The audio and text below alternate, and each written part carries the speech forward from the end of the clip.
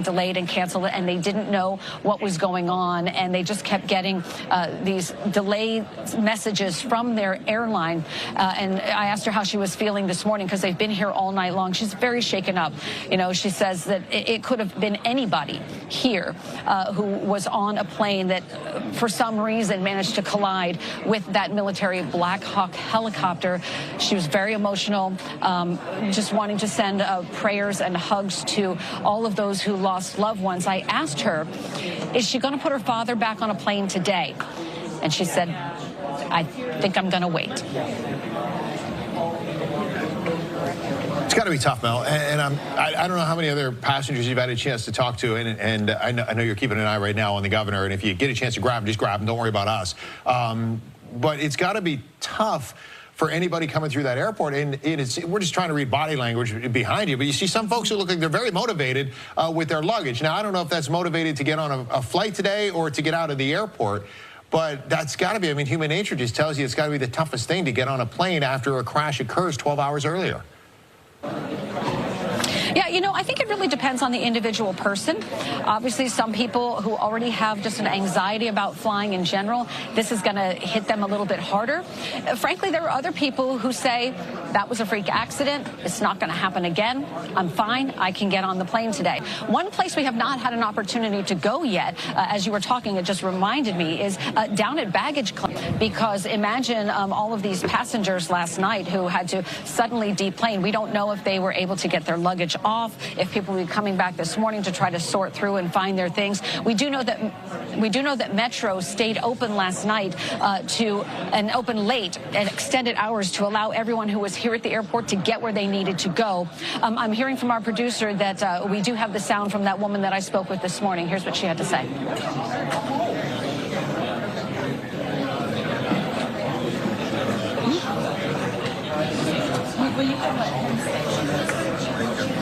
Grateful I'm here in real life, and I wish all those people were stuck here like we have been, instead of in the water, lifeless. All these people lost their life in the water. They had no chance to swim, I don't know how to swim, and I always, every time I drive, I said I wish I never had to. I pray all the time when I drive by the bridge. I wouldn't know what to do if I was to go in this water. So again, I just wanted you to kind of hear the emotion. She had to pause at one point, just covering her eyes and sobbing a little bit, as I think most of us are probably doing on the inside right now. It's a very, very difficult thing. It is reminiscent for me of 9/11, of those feelings of just disbelief that everyone dealt with, and yet so grateful to all of our first responders from around the region who came here, who worked tirelessly overnight and will continue to work to do what needs to be done here. And they have to deal with their emotions as well and their heroic efforts in trying to save those lives. But you can understand the range of emotions that we're all, quite frankly, are feeling today.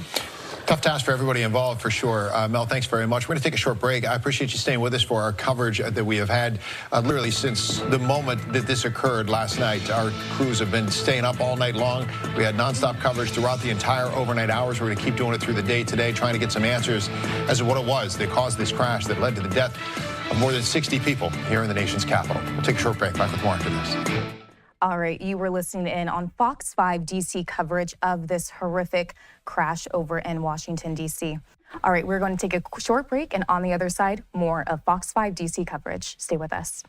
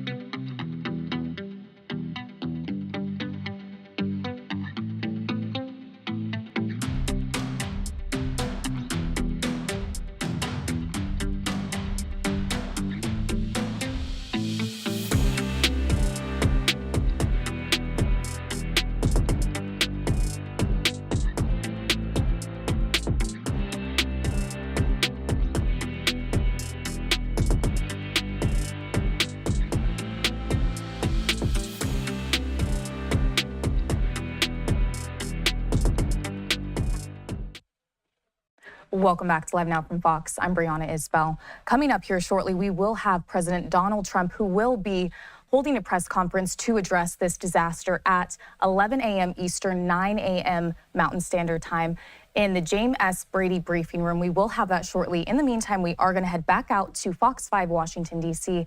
with the latest on their coverage. Let's listen.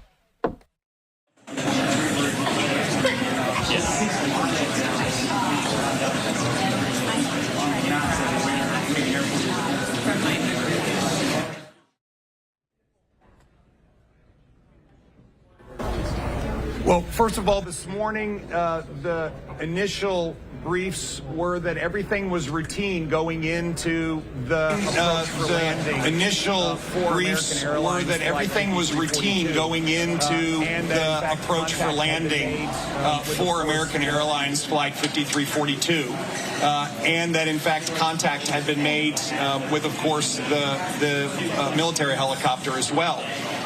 But of course, it clearly wasn't routine, and we had 2 aircraft in the river with 67 fatalities. So this investigation is going to be critically important to understand exactly what happened, so that then we can make sure it never happens again. Air travel in the United States is the safest form of travel of any of them, and it's the safest air travel in the world. And yet this horrific accident happened. And so there is real work to be done. As I said, I spoke with the chair of the NTSB. They are aggressively moving personnel from all over the country in order to start this investigation. We will support them with every ounce of capability that we have at the state level. Mayor Bowser has said the same thing, as has Governor Moore. And, of course, the president was monitoring all night. This will be a critically important investigation because this is a very busy area. It's been a busy area that has been safe. And what happened here is something that we must get to the bottom of to understand so it never happens again.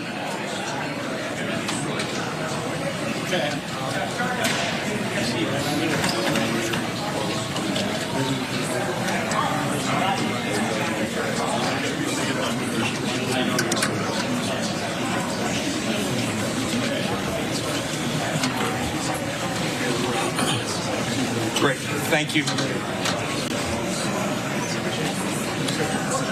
Okay. Great. Governor, I know you have a heart out. We're live here on Fox 5 DC. Could you at least address our viewers? Yeah, of course. Thank you so much. Yeah. So, what would you have to say to our Virginia families, our DC, Maryland families? I ask everybody first to just stop for a moment and lift up all of these people who lost their lives and their families in prayer, and recognize that that is our first attention today. There is a massive now recovery effort in order to make sure that every lost life is accounted for and reunited with their families. We have families coming in from all over today to the harsh and shocking reality that they have lost a father or a mother or a sister or brother or even a child. And that is where our top priority has to be. There will be a very, very serious investigation. I spoke this morning with the chair of the NTSB, and she is mobilizing a national team. Many of them are already on site, and that work will begin. And I have pledged every ounce of resource that we have at the state level, and I know the mayor and Governor Moore have done the exact same thing, along with the White House, and they were deeply engaged all night into the rescue effort. And I also just want to thank our first responders. Never before has anyone seen the kind of response that was shown last night. The Coast Guard was on the scene immediately with vessels and people in the water. All of a sudden, first responders from all over Virginia and D.C. and Maryland arrived immediately, and they all went to work sacrificing their own safety in order to try to save others. This is what happens when we have an emergency in the DMV area. We go to work. And that's the work ahead of us, is to make sure that we understand what happened and that it never happens again. And this really does go to speak to the importance of our state workers, our local workers, and our federal workers and our federal agencies to have expertise, knowledge, competence in times like this. It does. One of the side stories is in addition to the heroism that was going on here at Reagan National in order to save lives. Meanwhile, 19 flights were diverted to Dulles. 19 flights that went to Dulles after Dulles was supposed to close. The metro was supposed to close. And by the way, American Airlines doesn't have operations at Dulles. And yet everyone put down all of that and welcomed passengers and helped them get to where they needed to get to. Metro stayed open late. And I just want to thank everyone who undertook that heroism in order to take care of other people in need. This is what we have to do as Virginians and Americans in a moment like this, is come together. I will say that this investigation is going to be critically important, and there are lots of questions. It was reported this morning that this was routine, that in fact there have been conversations with, of course, both crews, and that what was happening on the descent into the landing was not out of the ordinary, and yet clearly something happened. And that is what we have to find out next. But first today, we are very focused on making sure that there is a comprehensive recovery of every lost life, that families are reunited, and that we're doing everything we can to support them. What have you been told about the local impact on families here in Virginia? So we have not disclosed where the passengers are from yet, and I think that is in absolute respect of all that they are going through. I did speak with Bob Isom this morning early, and American Airlines is going through the just horrific process of calling families of their crew members and passengers.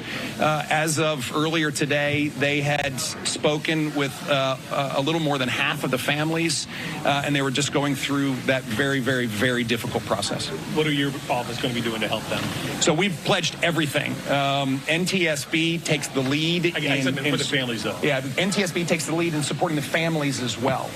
So their lead in supporting the families, along with American Airlines, and in the investigation. And as I said to the chairwoman this morning, whatever you need, we've got bereavement counselors, we've got housing and hotels. We will feed everybody. You tell us what you need, and we will do it. I just think this is the sentiment of the entire region and the nation when the rare occurrence of a tragedy of this scale happens, and we've got to remind ourselves that this is when we demonstrate what it means to be a Virginian and American. Thank you, everybody. Thank you, Thank sir. you. Thank you. I did. I spoke with them last night, not with President Trump, but they were all in the Situation Room last night, and I spoke with a number of senior officials last night, and the engagement. Okay, hold on. And here, Governor Duncan wrapping up. He does have a heart out, but let's see if we can listen in a little more. Federal resources was so comprehensive. Thank you. Thank you, everybody. Yeah, we got to get going. Thank you. Nice to see you. Thank you, everybody. Thanks, everybody. All right, so he did say that he had... he did say that in response to a question that he had been speaking with the president, but again, just really nicely said in terms of what it means to be a Virginian, Marylander from the District of Columbia at a time like this, and importance of experience at the top. So we'll leave it there for now, and we'll be here for the rest of the day for sure on Fox 5 DC. But we just thank Governor Youngkin for speaking directly to our local viewers, which is so important, even though he did have another appointment he had to get to. Absolutely. Yeah. We do appreciate that, and appreciate you grabbing it for us, Mel. Thanks so very much. All right, Mel's been at the airport. She's going to stay there, and obviously, you know, the focus, like you heard them say, I mean, the arduous process of now contacting family members, reaching out to them. As the hours have gone on, now we've learned more and more about some of the victims, but the full manifest is not out yet, so we don't know anything about everything. But, you know, one of the tragic things, pardon me here, you know, that you're seeing as we learn more, and we're talking about some of the young skaters who were on board, and you know, word coming down from the Boston Skating Club now, they believe as many as 14 teenage skaters were on board.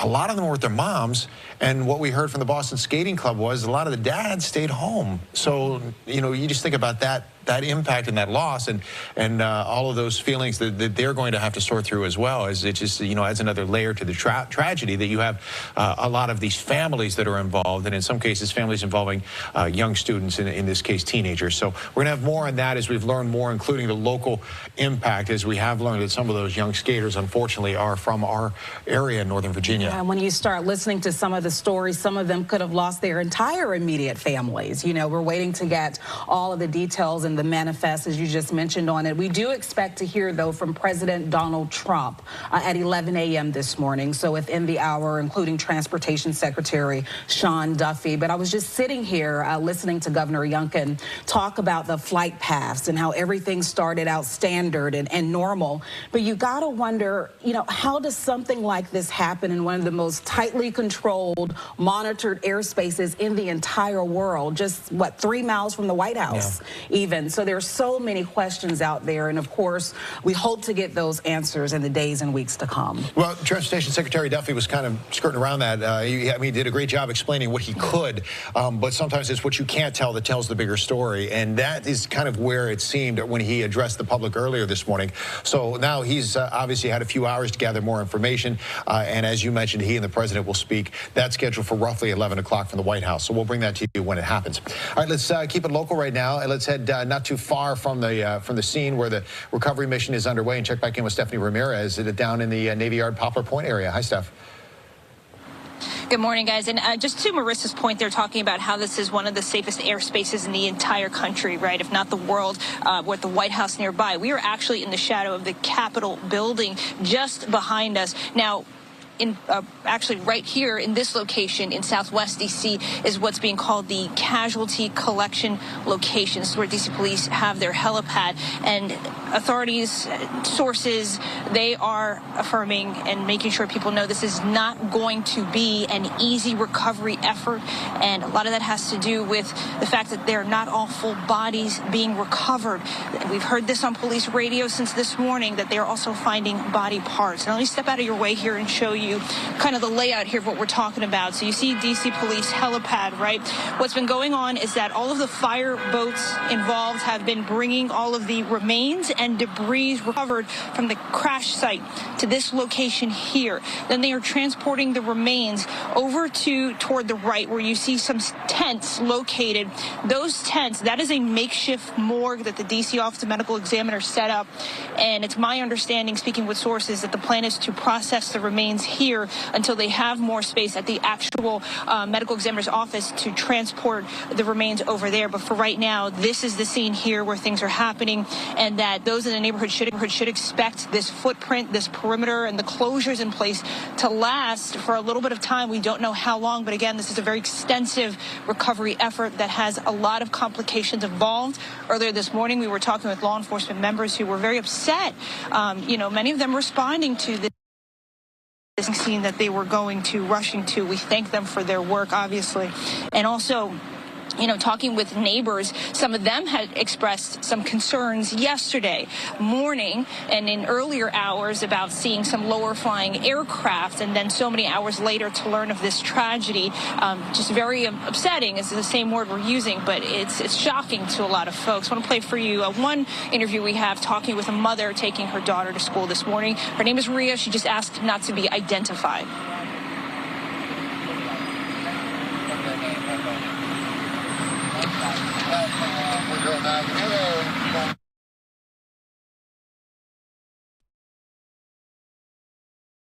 It's just been hectic. That's all. Like, with a lot of police presence and fire trucks and ambulance and stuff, it's just been real hectic throughout the night. Because my window, oversized where their command post is. So I hear everything. I've heard it all night. It kept me up last night. So I just pray for the people's families, because I know it's a hard time for them. But I hope they find everybody. And we're hoping that too. We're hearing it's a lot of young people. It's a lot. It was kids, it was adults, it was older people that was ice skating.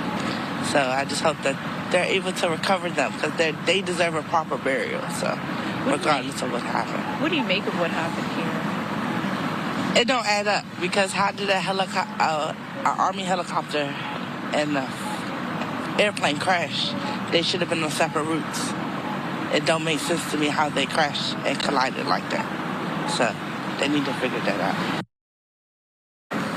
Guys, we can tell you the D.C. Police Union did post on social media that it's been a long and arduous night on the Potomac. There's over a dozen agencies doing everything they can, asking to please pray for the victims, their families, as well as the hundreds of first responders who still have much treacherous and difficult work to do. We've been checking in with the area departments as well. I can tell you Prince George's County Police, they have 12 divers from their Marine unit as well as their helicopter, and they have boats in the water as well. And in speaking of Prince George's County, the county executive just announced that the piers and plazas of National Harbor are now closed to assist in the recovery effort. The debris from this crash site has now drifted down the Potomac toward that area there. That's the very latest here from Southwest. I'll send it back into you. Yeah, further stretching the scene of that investigation. Stephanie, thanks very much. All right, Steph's going to keep an eye on what's happening there. And not too far on the other side of the waterway is Makia Turner. Makia's been down she's been actually went from south of the airport when you're down to Dangerfield Island all the way up to Haynes Point. Let's check back in with her again now. Makia. Yeah, that's right, Steve. We've been on the move. I know a couple moments ago we heard from Virginia Governor Glenn Youngkin, and I just ran into Kevin Colty here, a longtime Virginia resident. And Kevin, we were just talking, and you were finishing up your dinner last night when all of a sudden you told me that you received a text message or a phone call from your nephew who lives in California, just 1 mile away from the evacuation zone of what they're dealing with there, the wildfires and the remnants of that. Just take me back to that moment when you learned that this tragedy happened just a couple of miles away from your home. Yeah, I mean, the message from my nephew was just, oh, we see there's a plane crash near you. Everything's okay? And I had no idea what the message was about because I just finished up eating dinner. And so I turned on my laptop and, I checked the news, and there it was, and the pictures with all the emergency vehicles lined up. And it's like, wow, but I had no idea other than the message from out in California. Kevin, you tell me you've been a longtime resident here. You've lived here for 35 years, and never in a million years could you have imagined waking up to this kind of news. Tell me, what is it like to wake up to this tragedy happening right here at home? Yeah, no, obviously wouldn't imagine it because where I live is pretty much on the flight path coming and going from National Airport. So I see and hear planes from 6 o'clock in the morning until midnight every night. And when I'm out running, I see the planes coming and going up and down the river all the time. So it's absolutely nothing that you would ever imagine. Yeah, this morning you asked a question that so many of us have on our minds. How could something like this happen? And that's something that's been sitting on your heart this morning, too. Oh, absolutely. Yeah. And you feel for the families. They obviously wouldn't think something like this is going to happen either. And so now all of a sudden there's, 65 people or thereabouts that have to deal with what happened. Yeah. Kevin, you told me you haven't traveled much since the pandemic, but if you did decide to take a trip, you're not far from Reagan National Airport. Has this affected the way that you think about air travel at all? Do you have any reservations now that this has happened? No, I don't think I have any reservations. Like I say, I see flights coming and going all the time, and this is one time out of however many tens of thousands of flights. So that wouldn't be anything that would dissuade me from flying. Well, Kevin, we appreciate you taking some time to speak with us this morning. All right. Thanks. All right. Take care. Enjoy. Stay Bye. safe. All right. So there you have it, guys. Finally was able to catch up with someone willing to talk to us on camera. But as you can see, just a lot of heartbreak, devastation, a lot of people waking up this morning with that question, how could this have happened? But so far from what we're hearing, it isn't stopping people from choosing to still utilize the airport. Spoke to a woman also not too long ago. Her husband's going to be on some travel this weekend. But she told me that she woke up, she heard this news, her heart just sank into her stomach. And she told me that she's just still trying to process it all. So, again, back here at the East Potomac Park, now we're just east of the river. We were just west not too long ago, earlier this morning near the runway. But as you can see, that emergency response, we're not seeing anything on this side. It looks like things have died down, even though we do continue to hear a helicopter in the distance as that recovery mission continues. But for now, we are live in Haynes Point. We'll continue to keep you posted on what happens here. I'm going to send things back to you. You can definitely, thank you, Makia, understand his sentiment. And Makia also telling us about an hour ago that she spoke with another person who said, I feel safer flying because of what happened. So you get it from one spectrum to the other. I think it goes back to what Melanie said earlier from talking to folks at the airport, right? If you're already anxious about flying, this is not going to help you. And if you're not, if you're okay with it, you know, then you look at it like this is a terrible, terrible, tragic event. But for some people, they were like, I'm still feeling comfortable about getting on a plane today, which may happen at Reagan National Airport because the airport itself, as Mel told us, will open up in about 45 minutes. But they don't expect a lot of flights today. That's you up have to to check your airlines. Airlines, right. So if you do have a flight planned today, please, please, please check with your airline because even though you're going to see online and you're seeing right here on the bottom of our screen that the airport is going to be open, that means essentially airport facilities will be available. It doesn't necessarily mean that planes are going to fly. So it's up to the airlines as to whether or not they want to do that. Right now, they're still listing hundreds of cancellations at Reagan National for the day today. So just want to keep that in mind if you do have a flight or someone that you know has a flight out of the airport this morning. All right, we want to get back to the heart of the story, and that's the people who were on board that flight in this tragedy. Let's go back live to Bob Barnard. He's at rest in Virginia at SkateQuest, and we understand that some of their members were on board. Bob. Yeah, unfortunately, Marissa and Steve, one of their coaches and we believe some of their young people, you can see there are figure skating lessons going on right now. If you look across the ice, here comes Ross Lancel. Let's see what he does with this guy here. This is a figure skating student of his. Let's watch this. He nailed it, and this is what Ross does. He is a coach, and his ex-wife was one of the people on the plane. Ross, just watch that. Nicely done there on TV. Tell us, we're kind of getting word, I shared with our viewers just a short time ago, the totality of this. What have you learned, without getting into names? Basically, we have a ton of skaters that there's 4 boys, and I think it's 4 girls that have passed away, and 2 are from Fairfax Ice Arena, and the rest are from Ashburn Ice House. And it's my heart goes out to Ashburn and Fairfax. I can't imagine what you guys are going through. We are devastated ourselves. We're just trying to get through, like train and like we're trained to do, and just keep on going and move on forward. And I wish you guys all the best. I pray for you guys.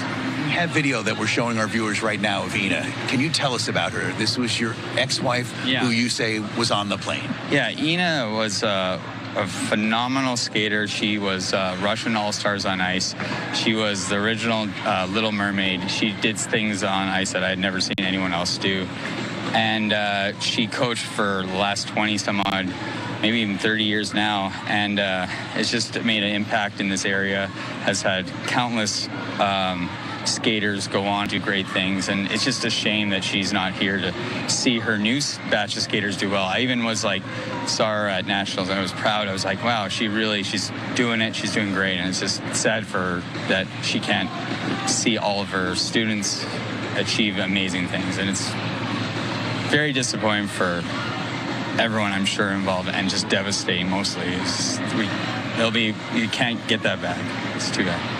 And more than likely, she had one or more of her students with her. Is that right? Yeah, a majority that were her students, but she has so many more on top of that. So most of us coaches have 30 to 40 students. So it's just a fraction of, and all those kids today, I can't imagine what they're feeling.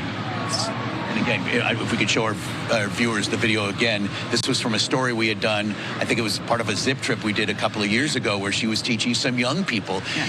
Can you tell us about Wichita, the significance of where they were and what that was all about? So when these kids, they go to the development team, it's a huge honor. It's a very few kids in the country that get that. It's the top kids in the country, and they all get to go and train with the best coaches and the best skaters, and they all work together, and it's a great opportunity. I've done it all skaters that have gone to a pretty high level have been able to have that, and it's incredible. So you're just doing it as another thing to achieve, another great time to go, and you just fly home. And then this happens, and it's just absolutely devastating. So, but it was just one of those things we always do. It's nothing out of the ordinary.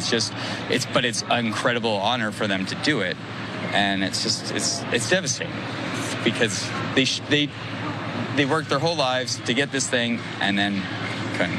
And one of the craziest parts is we had one of our skaters here. She was supposed to be on that flight, and they went a day earlier, and so that's just shocking to us. Like, this girl could not be here today, and we're just like, I think all of us will be giving her a bunch of hugs and thanking that she's here. And you mentioned another facility where your ex-wife worked. It was the Ashburn Ice House place. So there are just a number of places like this, and there's a coach out here who, when she came in, was hugging everybody and crying. How do you explain, if you're going to have to, coming up here, to the young people about you put in all that work, all that time, and it can be fleeting. Not always, but it can be. But at least they did something, you know, like they can have something. So I always say is like, every day is live it to the fullest, because, you know, if it's gone, but at least they did all this amazing stuff as young kids, and you know, they could have been sitting around doing nothing, but they did something incredible, and they can always have that, and even you can see it in pictures. And I just say, push yourself as hard as you can, do what you can, and just let life happen. And if it happens to go well, phenomenally, just keep on pushing forward, you'll always be better off trying to push forward and do your best than trying to just sit down and do nothing. That's what I was saying. So I just want the kids to keep on going and pursue their dreams and keep dreaming. Ross, thank you again. Thank you very much. Appreciate that. Let's see you and this gentleman do their thing here.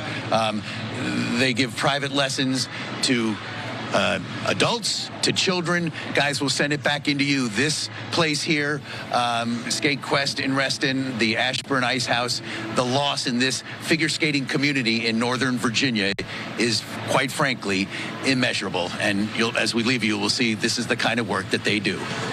Pretty incredible stuff. I mean, and first of all, please thank Coach Ross for sharing his thoughts. I mean, just so very articulate in being able to share. You know, this is someone who, you know, he's lost a lot of young people that are very close to him, and the facility and the team, and it's not the easiest thing in the world to do. So I appreciate him sharing his thoughts and well wishes this morning, and you know, now taking on a new task of saying, like, listen, let's make everybody greater. You know, this is a terrible, terrible tragedy, but as you can see, there's kids that are they're still the age of some of the kids who are on that plane that are there for a lesson today, and they want to become the next great athletes themselves. He's definitely keeping his composure and moving into the mood now and position of counselor. Yeah. And so it just shows the family structure that they have there. No doubt about it. All right, we're going to continue our coverage in just a minute. We're going to take a real quick short break, and then we'll be back with much more as the recovery mission is now well underway at 10:22.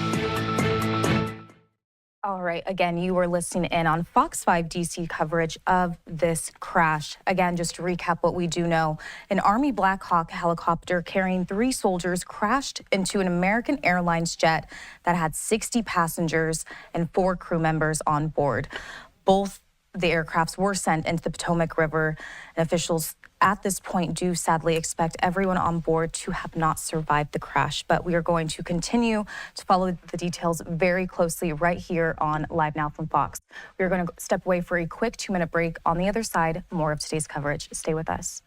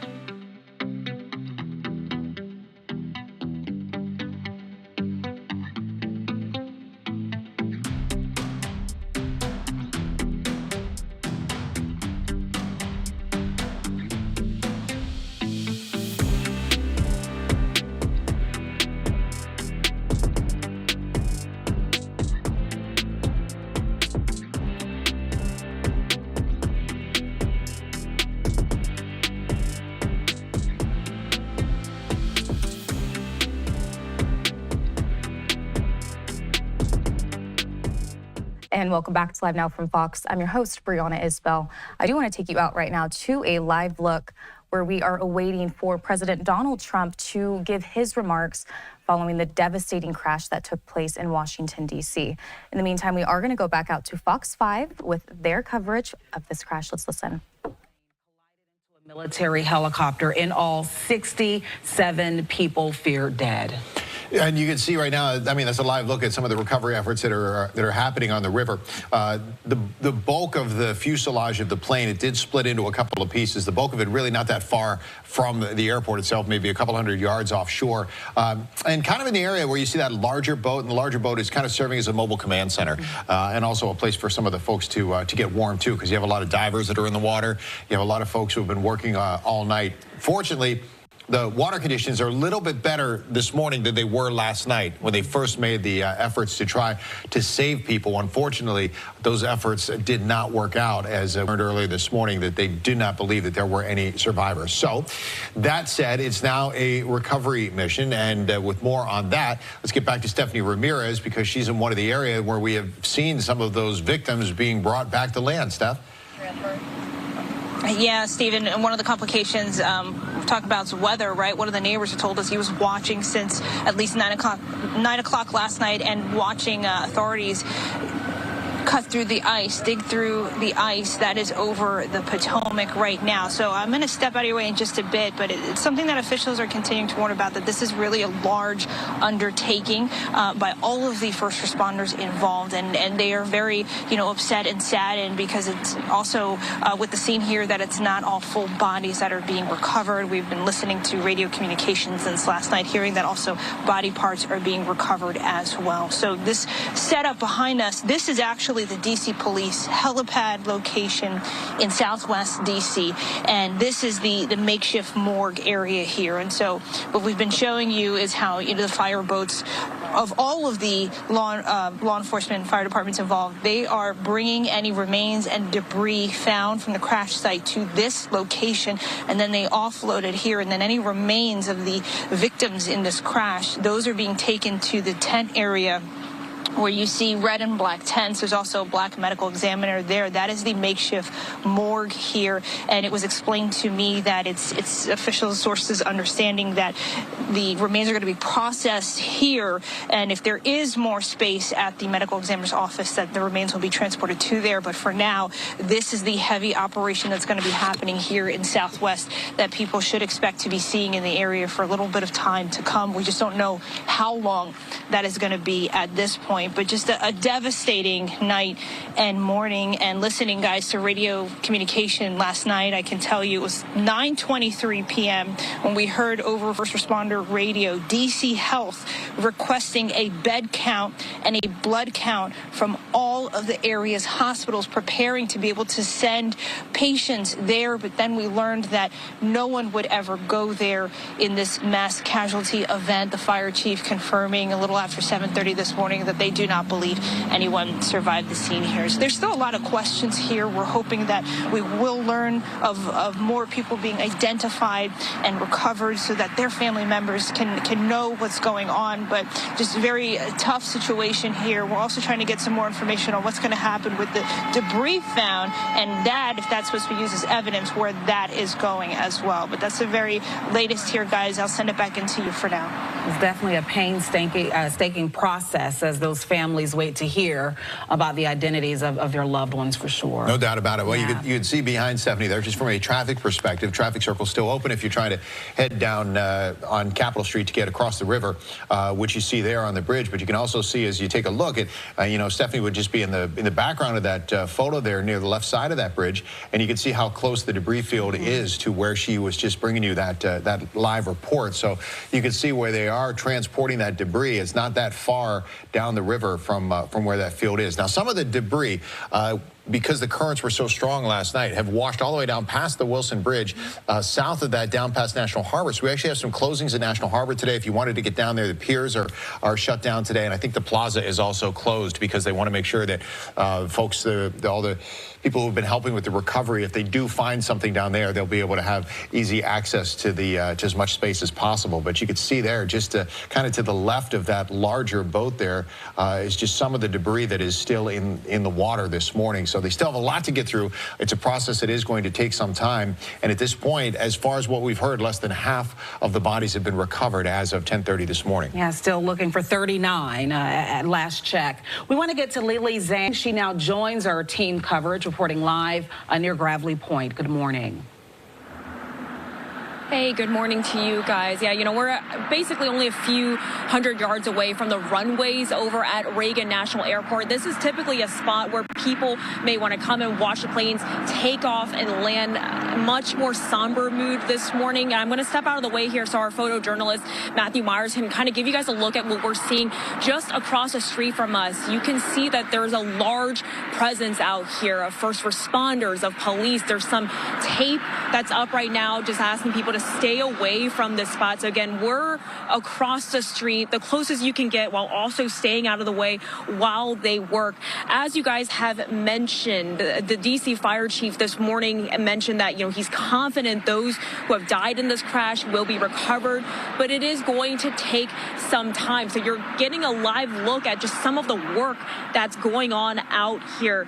And for folks at home who are perhaps just joining us and getting caught up on what we know so far, we know that officials reported that flight conditions were clear when that jet arriving from Wichita was making what we're told was a routine landing, and that helicopter apparently flew in its path. So right now, still trying to gather the details of what exactly happened, what goes on from here. We know again that jet was carrying 60 passengers, 4 crew members. So out here back at Gravelly Point, you can see that officials are working diligently.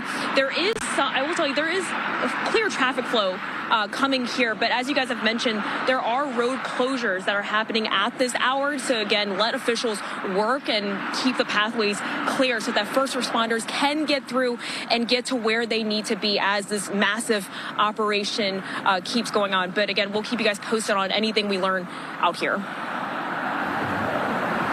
All right, Lily, she's giving us a really good view. Now that we have the daylight, we can get closer, as close as we can, and not to impede upon the investigation of those first responders and what they're doing live on the scene. Yeah, definitely a different viewpoint. Yeah. We're going to continue to add viewpoints throughout the day today, and we're going to check in now with our own Tom Fitzgerald. Tom's down at the airport as well. We've been checking in with Mel all morning long.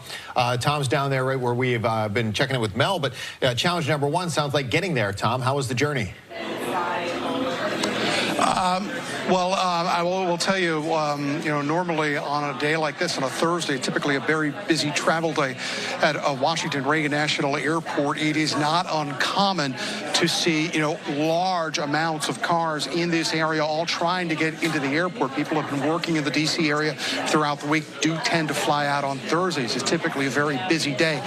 That was not the case this morning. I can tell you it was an eerie sense on the road here. We were able to drive point to point directly to this airport, and then when we entered, we found both Terminal A and B, and then now we are, you know, over in Terminal C, completely empty. The reason for that, obviously, is the cancellation of all inbound and outbound flights right now. You look at those arrival and departure boards, they are completely red on both sides. It's been quite some time since we've seen, you know, something like that, and that has been detailed, you know, this morning, you know, expertly by the people that we've had reporting on this.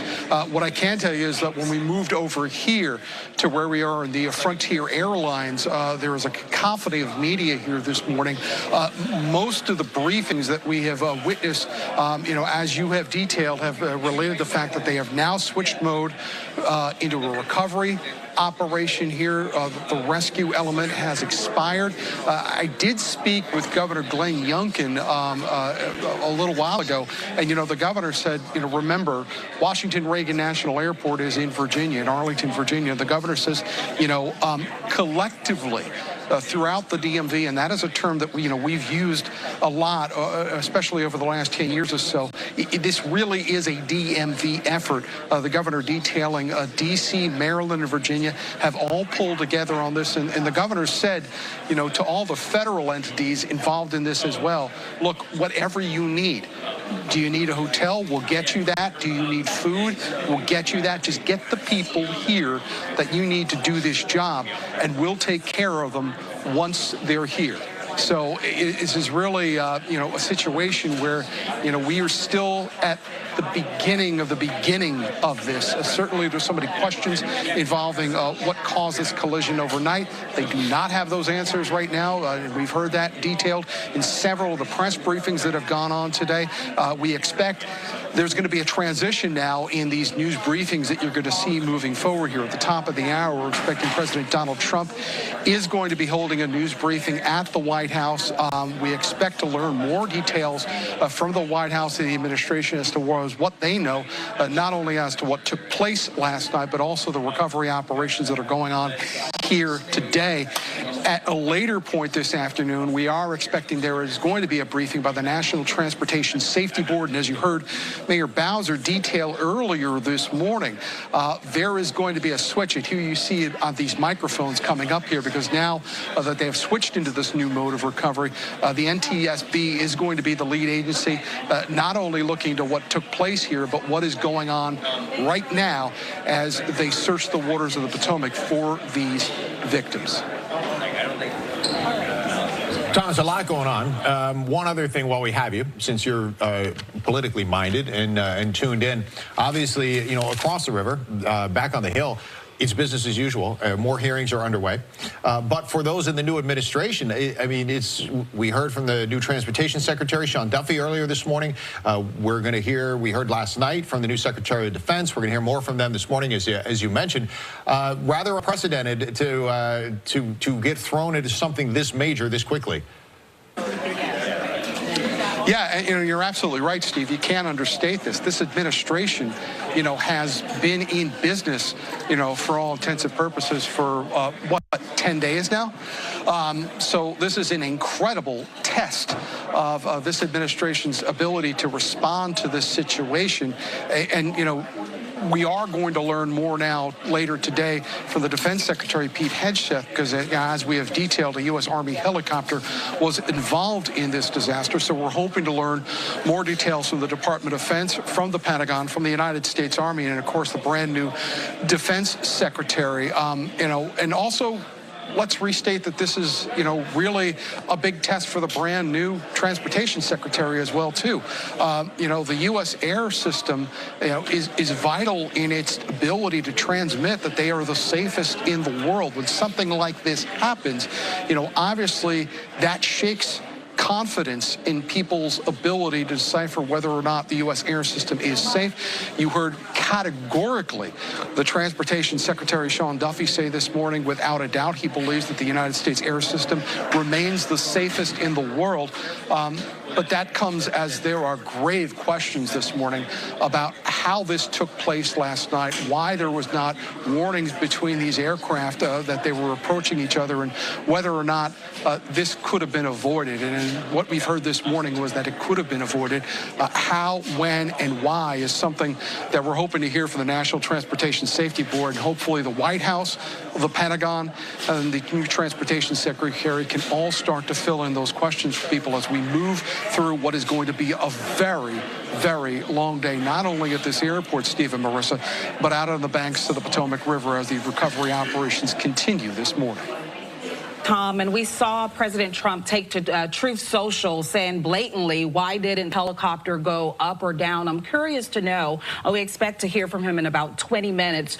Do you believe with this setup, officially now that we expect at 11 o'clock, he'll be more measured in his response? What do you think we can expect to see logistically in terms of speaking to the American people regarding this tragedy?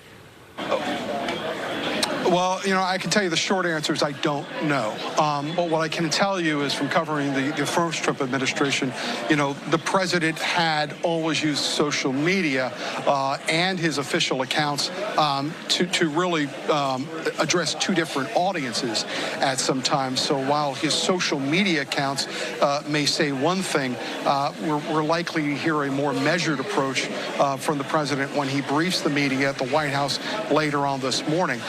But we do not know. You know, Donald Trump throughout his political life has been unpredictable, and he tends to say unpredictable things in unexpected ways. So as to what the president will say this morning, you know, we'll find out when he takes the podium later today.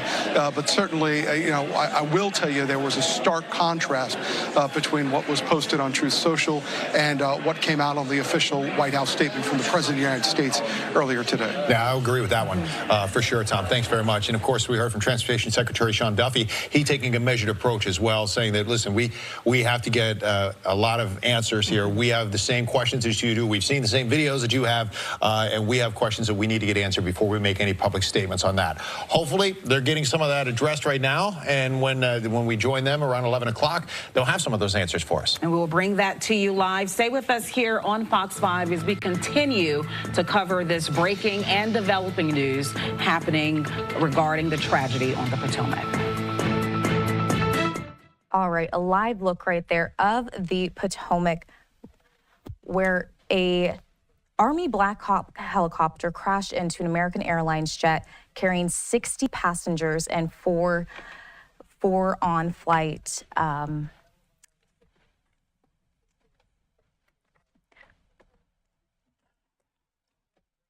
crew members. We are going to slide away for a quick 2-minute break. On the other side, more of Fox 5 DC's coverage. Stay with us.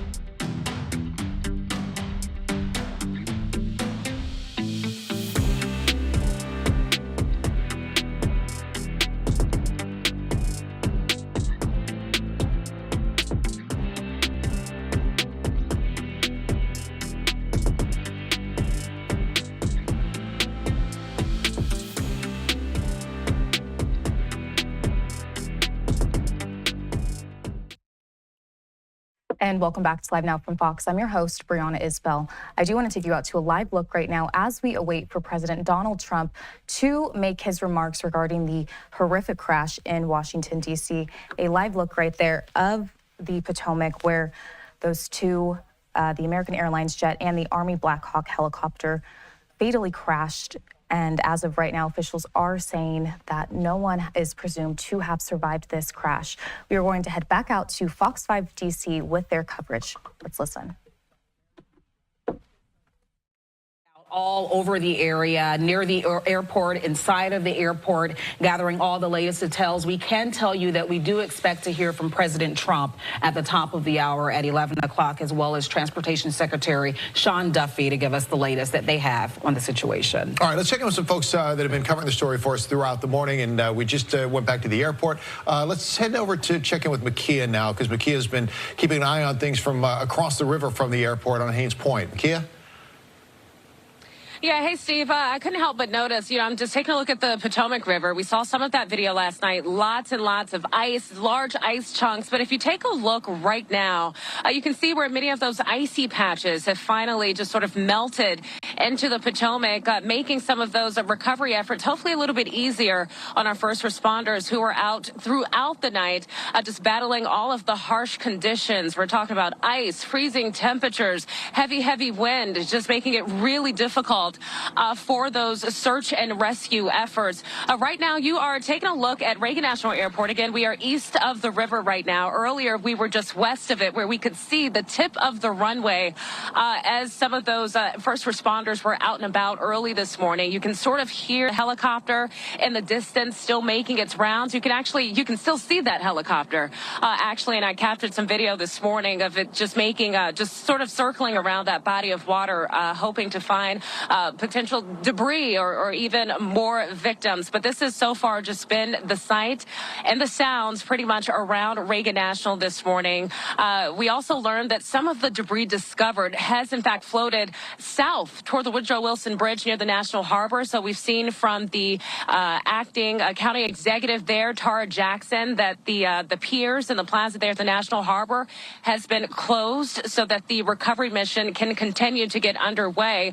But as you can imagine, guys, just hearts are extremely heavy this morning. So many people are just really finding it difficult to process this news that over 60 people just trying to land so close to landing right here at Reagan National Airport encountered tragedy in the overnight hours. And one couple that I ran into a few minutes ago, we have Antoine and Charlene. They're D.C. natives, and this is a special place for you all. You were telling me that you all come out pretty much every day to take in the sights and the sounds along the river. But this morning, it feels a little different knowing what happened last night. Just tell me what it's like to sort of process this information in a place that you all, that's very special to you both.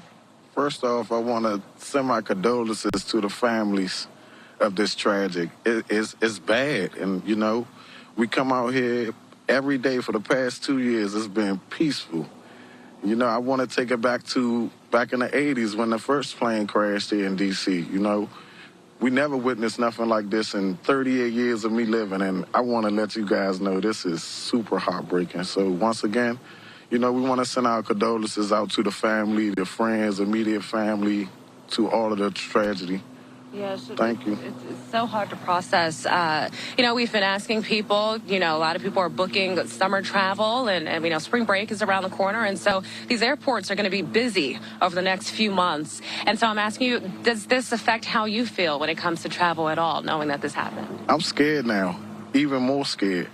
Why? We actually come down here, me and my wife, we've been coming out, like I said, for the past 2 years, and we've been processing, watching the planes take off and come in and take off, because that's one of my fears, I'm afraid of heights, and being in the air is unbelievable.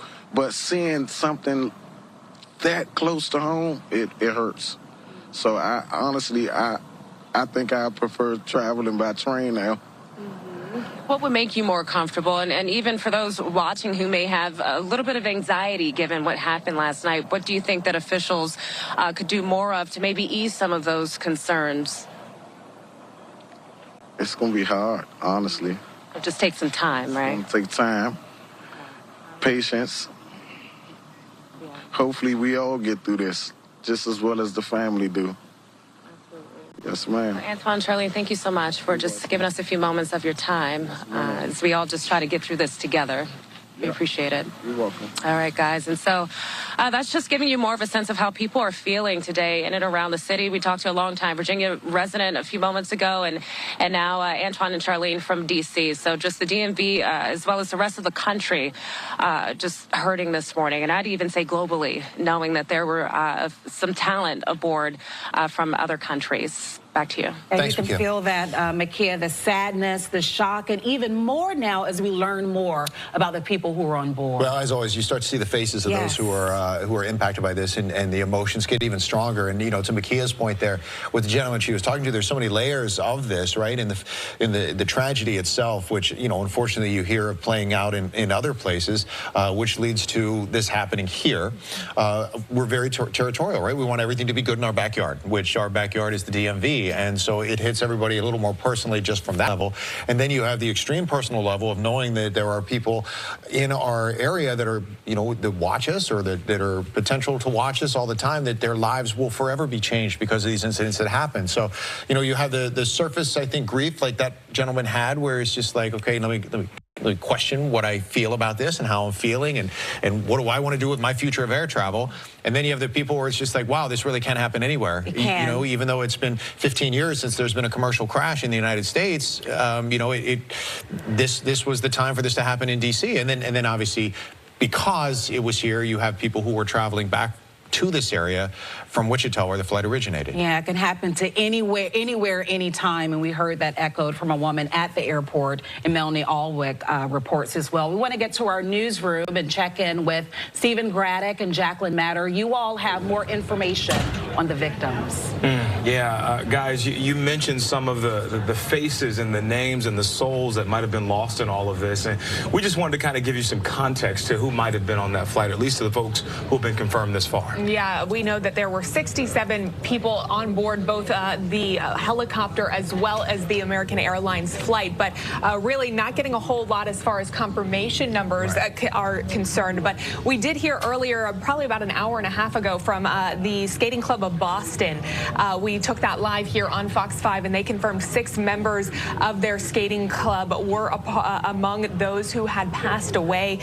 2 of them skaters there, Spencer Lane, who is 16, and Gina Hahn, who is 16 as well. Spencer Lane, they referred to him as a phenom, an up-and-coming skater. We do have a photo of what Spencer Lane had tweeted, or excuse me, posted on Instagram yesterday. You can see that in the upper right-hand corner. He posted that before he got on the flight there with the call letters for Wichita, Kansas to DCA. We also heard from the spokesperson there. His mom was reportedly on the flight with him, Christine Lane, and then Gina Hahn's mom, Jin Hahn, was also reportedly on that flight too. Yeah, a little bit about Spencer. I mean, we went through all of his social media, went through the club just to kind of see who he was.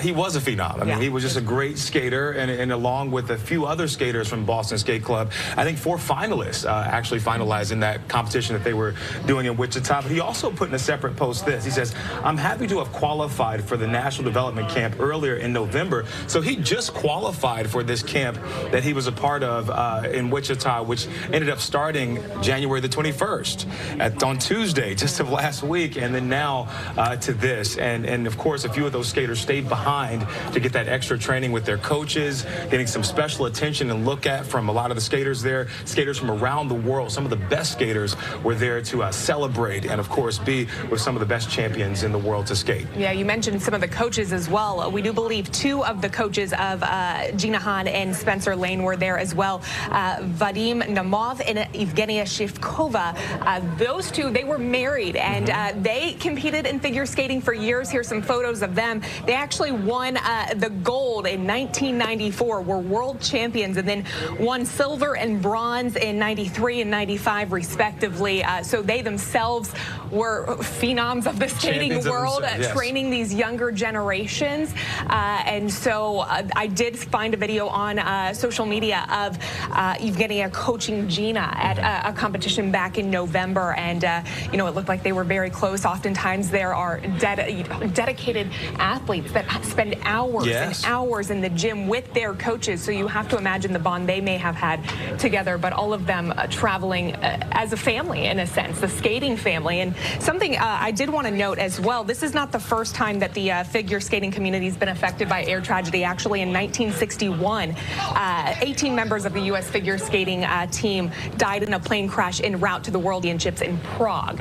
So we heard the Skating Club of Boston mention just how devastating this is for the figure skating community as a whole. Yeah, and of course these skaters, again, coming from all all around the country, sometimes the world, to be a part of what we consider one of the best skating events to happen at the top of the year. Guys, just simple tragedy.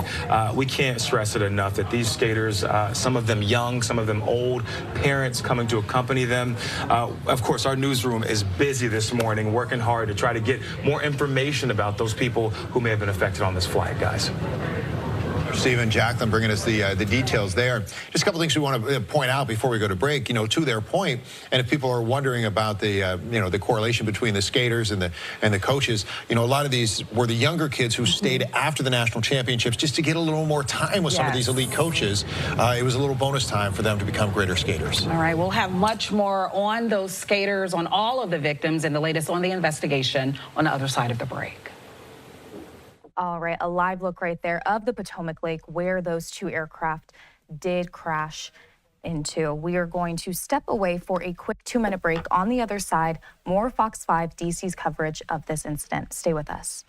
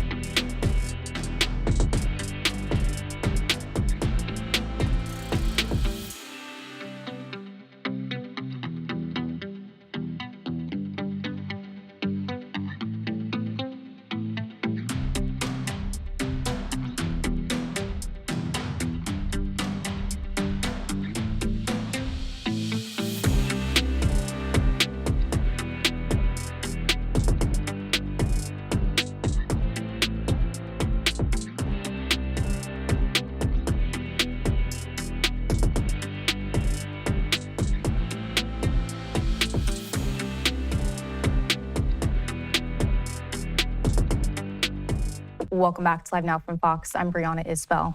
I do want to take you out right now to a live look in Washington, D.C. as we await for President Donald Trump to deliver his remarks regarding the incident that took place late last night over in Washington, D.C. A live look right now of the Potomac River where those two aircraft did crash. We are going to head back out to Washington, D.C. for Fox 5's coverage of this crash. Let's listen in. Airline flight from Wichita, Kansas to Washington, D.C., DCA. We're coming up on the 11 o'clock hour, and just to let you know, a little housekeeping here. We are expecting to hear from the President of the United States shortly. Also expecting to hear from other cabinet officials. We know for sure the Transportation Secretary. Don't know yet if we'll hear from the Secretary of Defense or not. He did make a statement last night. We're waiting on an updated one this morning as well. But they typically defer to the president when it comes to this. But Sean Duffy, of course, Transportation Secretary, did speak out earlier. He was at Reagan National Airport with Mayor Bowser and other city officials. They have since turned the investigation over to the feds because now, unfortunately, when they realized there was no more chance of rescue in this case, the rescue mission was headed up by D.C. officials. When they learned that this would be, in fact, a recovery mission, meaning no survivors, then it turned into a federal investigation. Yeah, now the NTSB is involved. In terms of numbers, we We know that 67 people total are expected to have been involved and passed away in this collision. We know that the majority of those were on that commercial flight, 3 others on the military aircraft that collided just before 9 o'clock last night. And we know that more than 300 first responders went to the area, the scene of that crash, and did all that they could for hours on end, searching, looking for those victims, and they did not see and find any signs of life. They had to fight treacherous conditions overnight. We understand it was brutally cold, of course, and it has been, and also there was ice in the water. They had to literally break through the ice to get to the bodies and to also get to some of the materials from the aircrafts themselves that now that they will go through meticulously to find out how something like this could have happened. They do believe the victims are contained essentially in the area of where the aircraft went into the water. They have to go into the wreckage of the fuselage of the commercial aircraft by hand, essentially, and try to find the remains of those who were on board. In the big picture there, we have a couple different angles of this camera from the wharf and our other camera that we have from Southwest D.C. But, you know, something that's interesting that you could kind of see is, you know, we've had this shot up throughout the day today. What appears to be the wreckage of the helicopter, and we've seen some other shots that have wreckage of more of the fuselage. It's in very shallow water. There is a channel in the Potomac in that area for the shipping channel, the deeper, larger vessels, that's about 30 feet deep, but a good chunk of the water in that part of the river is only about 8 feet deep. And we heard from the D.C. fire chief, actually, that in some of the places where the plane, in particular the fuselage, came to rest, it's only waist-deep water. So very shallow, and that's why in some of these cases you're seeing not the full-size boats, but you see some of the, you know, there's rescue boats that can go on, you know, essentially skirt on top of the water. They don't need to be in any type of deep water. And also we saw a couple jet skis go by as well, which you rarely ever see on the Potomac River. But a few of those were just floating by as well recently, as they still have dozens and dozens of people in the water that are going to be working throughout the day today on the recovery mission. And as we await to hear from President Trump as he takes the podium in just a couple of minutes, we want to look at what former presidents are saying. We understand that former President Obama as well as Biden have both posted statements on X. This one's coming in from former President Biden. Jill and I are praying for the families of the victims who tragically lost their lives in the plane and helicopter crash near DCA. We are immensely grateful to the brave first responders and emergency personnel on the scene. There's the quote from former President Obama as well, saying our hearts break for the families who lost loved ones in the tragic plane and helicopter crash at DCA. Michelle and I send our prayers and condolences to everyone mourning today, and we are grateful to the first responders who are doing everything they can to help. We're going to, we just had the photo up from the briefing room at the White House, and they're clearly, you know, correspondents are in position, and they're just waiting for the president to come out to address the nation. That is expected to happen in a few minutes. When it does, we'll get to it. Right now, we want to go back to the airport. That's where Lili Zhang is this morning. And Lili, we'll send it over to you right now, because I know you have a rather unique vantage point of some of the activity behind you. But keep in mind, if we interrupt you, it's only because we're going to the president, okay? So we are by Gravelly Point. This is basically a few hundred yards away from the runways over by Reagan. As you guys mentioned, this is a massive operation in terms of recovery. And behind us, this is, I'm going to move out of the way here so our photojournalist Matthew Myers can kind of give you guys a better look at it. This is an idea of what we're seeing out here. You can see that area is taped off. Gravelly Point typically is an area that a lot of people might come to do some plane spotting, watching the planes land and take off. That is not what we're seeing out here. In fact, I don't really see anyone who would be kind of typically, you know, out here to get taken the scenic views. Not seeing that at all out here. But I will tell you, you know, in the past 20 or so minutes since you guys last came to us, I have seen more first responder types coming out, more emergency crews coming out. What we have not confirmed is specifically what area of operation this area is focused on. So that's some of the information we're trying to get out here. However, as we've been hearing this morning from the DC fire chief, that, you know, we were told that they are confident that they are going to find all the remains of those who have died in this crash, but it's going to take time. This is, again, a really massive operation, very somber mood out here as well. So just imagine the conditions that these guys, these women are working out here in. So we will keep you guys posted as soon as we learn specifically what is happening behind us, this is again about as close as we're going to be able to get without impeding on their operation. But like you guys mentioned, a pretty unique view of what we're seeing out here in terms of this operation. Lily, we literally just saw like 10 seconds ago a plane landing right behind you on the runway there at DCA. Is that the first plane that's gone through this morning? We haven't seen, yeah, that was the first time we've seen it too. Perhaps, I think we mentioned before that the airport mentioned they would be closing until 11 a.m. So we're right at that hour mark now. So we haven't seen that up until just a few minutes ago, like you guys saw. All right, right. I mean, right on schedule at 11 o'clock, it appears, or just a few minutes after. Lily, thanks very much. We appreciate it. Lily Zing down at the at Reagan National Airport, right by Gravelly Point, where people go to watch to get the close views of the planes taking off and landing. And you can definitely see the robust activity behind her. And we learned, too, that the whole investigation has stretched because they found debris as far away as the National Harbor area. And that's why some piers and areas around there are now closed. So it's definitely a large swath of area they have to cover. So it's one of those things where, you know, it's obviously it's a terrible event. It's a tragic event. But there are a lot of responders that have to work this and have been out there working since 9 o'clock last night. And their job is not an easy one. Stephanie Ramirez has more on those efforts and what that entails and how they get that part of the job done. Steph? Yeah, arduous is the word that the D.C. Police Union chair or president had said on social media today, and we are hearing it live as to why. Now, we're not going to say exactly because it is disturbing, but listening to first responder communication as of 10:48, right, so not that long ago, maybe 10, 15 minutes ago at this point, there were more remains recovered, but this is not full bodies being pulled from the wreckage. It's body parts that are being recovered, and it's disturbing. And so that is the work that is being done here by all the heroic first responders. I'm going to step out of your way and show you. This is the recovery collection site here, the casualty collection site here at Southwest. This is D.C. Police's heliport, and this is where all the boats are bringing their remains to, as well as the debris that they are collecting from this crash site. And then, as we've been telling you all morning, all the remains, the human remains from the victims, are being taken to the tents to the right of us, and that's where a makeshift morgue is located this morning. We have been hearing of transports. We're hearing when more remains are found, and they're bringing it to this site. And I can tell you, being here since this early morning hour, in the early morning hours, there were first responders who were upset because this is such a disturbing site here. Over 12 different agencies from all across the region assisting in this. You're talking about the debris, right? The debris field moving. We've learned that has now moved closer toward National Harbor. So the county executive had announced that the piers and plazas are closed at National Harbor.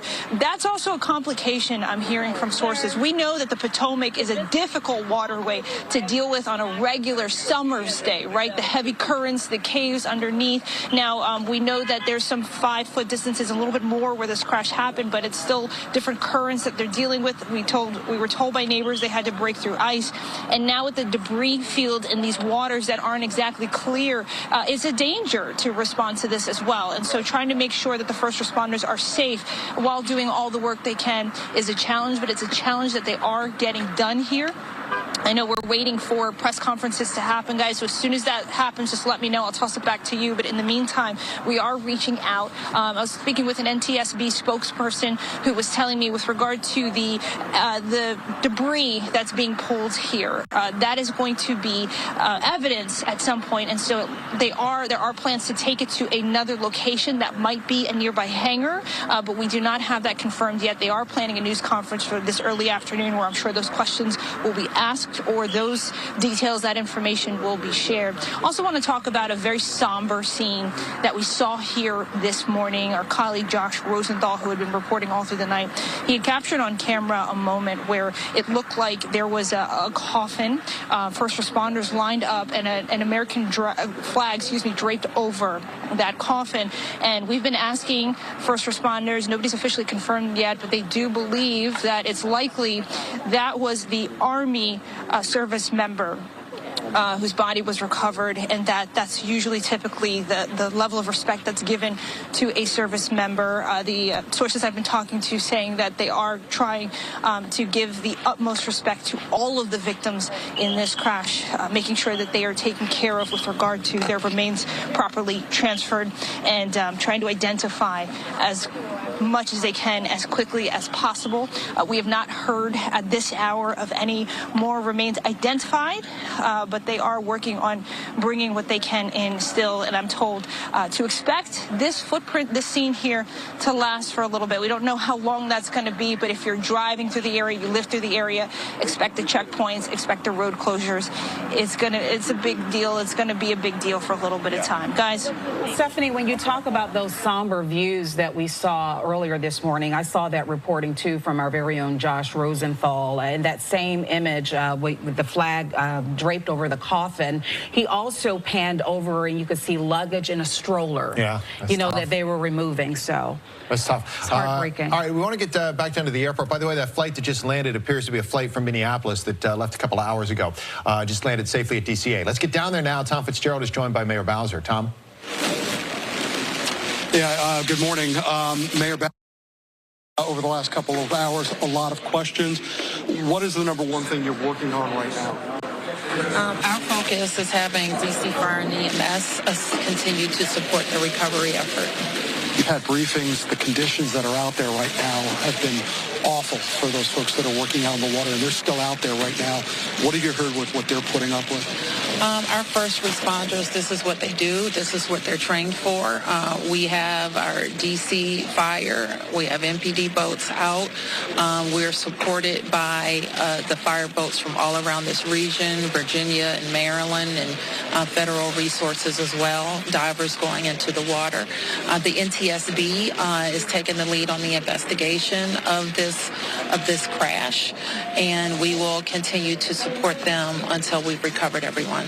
I know a lot of times in situations like this, it is a collective effort amongst the three jurisdictions in our area. Governor Youngkin spoke to us a short time ago about that. How quickly has this all come together since the events of 9 o'clock right before last night? Well, I'm very proud of our team. I think that our first responders and our mutual assistance agreements have performed in the way that we all expect. When you talk to folks right now as far as transportation around the area, obviously we're expecting this airport is going to open up later on today. Have you been giving any advice to people as far as modes of information they should be receiving and what things they should watch out for while they're traversing around both the district and our regional area? No, absolutely. For the traveling, the flying the public coming into Washington or leaving Washington, check in with your carriers to see what adjustments they've made today. The airport authority will open the airport at 11, but I know that a lot of flights have been adjusted. We've had bad days here over the years, and I was thinking about the Navy Yard this morning, and obviously 9/11. As a lifelong resident of this area, what have your thoughts been over the course of the last 12 hours? Well, it's such a shock because the likelihood of a non-commercial flight colliding with a commercial flight, we're all trying to figure out what exactly happened. We have a restricted airspace here, and the commercial flights are very closely monitored and choreographed coming in and out of the airport. So the bottom line is we want answers. We know that the NTSB is independent and very good at getting to answers. We hope that they will be transparent and share as much information as they have with the public as soon as possible. I expect that they'll be having a press conference at some point today outlining their process. I don't know if they'll be prepared to talk about a cause. And having covered disasters before, you explained to folks earlier that we're going to have a transition now over the next couple of hours. Yes. We see behind us actually the National Transportation Safety Board. Yes. What transition role will that mean for the district government as it's supposed to? Well, it means that we're going to continue to support the effort, but the NTSB is the leader, and that's a well-honed practice that the emergency responders, we handle that emergency search and rescue effort, and then when we transition, as we have done, to a recovery effort, the NTSB takes over the investigation. Mayor, we know it's an incredibly busy morning. We appreciate time for some questions. And, Thank you. So that's the situation here at Reagan National Airport. Marissa and Steve, we'll send it back to you. All right, Tom, thanks very much. Appreciate the mayor joining us this morning as well. 13 past the hour. We're keeping an eye on the White House. Keep in mind, these press briefings are very fluid. Yeah. Scheduled to happen at 11. Could be any time now. Could be 11:30. Could be, look, you're looking at the press, briefing room just as we are. Interesting, we saw the plane landing in the background of Lili's live shot, and that was the first plane that we saw land at the airport. As you have the big picture of Reagan National up now, the airport operations to begin at 11 o'clock this morning. Now, not all the planes are flying. As a matter of fact, more than 270, according to FlightAware, 270 outgoing flights are canceled today. But we did see that plane landing, and just tracking through FlightAware online, the first plane that landed was coming in from Minneapolis, so they would have left hours ago, knowing at some point that they could potentially land at Reagan National. There's a couple more that are currently on the way, I believe one from Nashville, one from Houston. And then it looks like they're rerouting some of the planes back to Reagan National that they had to take to Dulles last night. And we know that some people, too, who were at DCA decided to go to other airports or take Ubers or what have you. A lot of shifting took place in light of that collision that happened last night just before 9 o'clock. But we expect to hear more from officials. I know when we heard from Stephanie, she made a point to say, even with the first responders, they have heavy hearts. I think so often we think about them going out there and being mechanical and methodical about the work that they do, but it's pulling at their heartstrings because they, like us, have families at home. And whether you know the people directly who are involved in this, it could have been anybody. Yeah, everybody's human, right? And we saw messages overnight from some of the responders who were just basically saying, you don't want to know what we've been having to do all night long. But they've been out there working, doing the heavy lifting for sure, trying to get whatever closure they can for the families. Yeah, let's take a look at what some of the other reaction has been, obviously, as we've been keeping an eye on things here, but we're hearing from some of our other partners here in the DMV, and, you hear from places like the Washington Nationals. Of course, Nationals Park is really right outside of where Stephanie Ramirez has been all morning. It's right outside the staging area where, unfortunately, has turned into a makeshift morgue / investigations area, but the Nationals clearly putting out their message saying that they're just devastated by the events that unfolded last night. And the Washington Commanders are also chiming in, a quote about last night's horrific accident over the Potomac River. They are mentioning the first responders being grateful for their efforts throughout the night, and finally saying, may God bless all of the victims. And there you go from some other folks, of course, in the area, just been putting out all the well wishes. And it's the kind of thing that takes everybody to just take a step back, and you realize about everybody's, mortality. This photo right here is just, that's really, to me, shows just how close this plane was to the airport, right? And that is just, it's just a stunning photograph when you see the huge chunk of the fuselage and the wing section of that plane, and then you see where it was supposed to be and the destination right there in the background. It looks like you're just so close, right? Yeah, but so far. Close. We talked about it earlier, Steve, to the point some of the people on boards reports of them sending text messages to their relatives saying, I'm about to land, so they were so close to making it. You think about it, at that point of the journey, you're like within minutes of unbuckling the seatbelts and getting in line to get off the plane, and after a long trip, and in this case, a long trip from Wichita, Kansas. So, literally, like in sight of the runway, wheels down, ready to land in just a few seconds when tragedy struck. Should we get back to Makia? Yeah, let's go and check in with her. She's live at Haynes Point. Makia, you've been speaking with people walking by, too, reacting to this collision. Yeah, Marissa, Steve, I've really had a chance to get a pulse of just how the DMV is holding up this morning, but I want to take a moment to stop and just show you that some of the planes are right on schedule when it comes to the flight operations that Reagan National mentioned via X earlier this morning that would resume at 11 o'clock. This is the second Southwest flight that we've seen come in and land at the airport. I know that you guys were also encouraging those who do have travel plans to check with their airline carriers because some flights are delayed delayed. Well, many are obviously delayed, but also some are canceled. But I can tell you that flight operations have resumed. We see the planes are just coming in and out once again at Reagan National. This just over about 11 hours since the tragedy on the Potomac that we saw overnight. Just to sort of also let you know where we are this morning. We're at Haines Point, so we're just east of the river. Again, we can see Reagan National just from a distance, and then also Bolling Air Force Base not too far from that. But also, as it's been mentioned this morning, as the recovery mission continues, much of that debris has spread as far south as the National Harbor, and because of that, we've seen some changes happen there with regards to piers and the plaza being closed for now as investigations continue.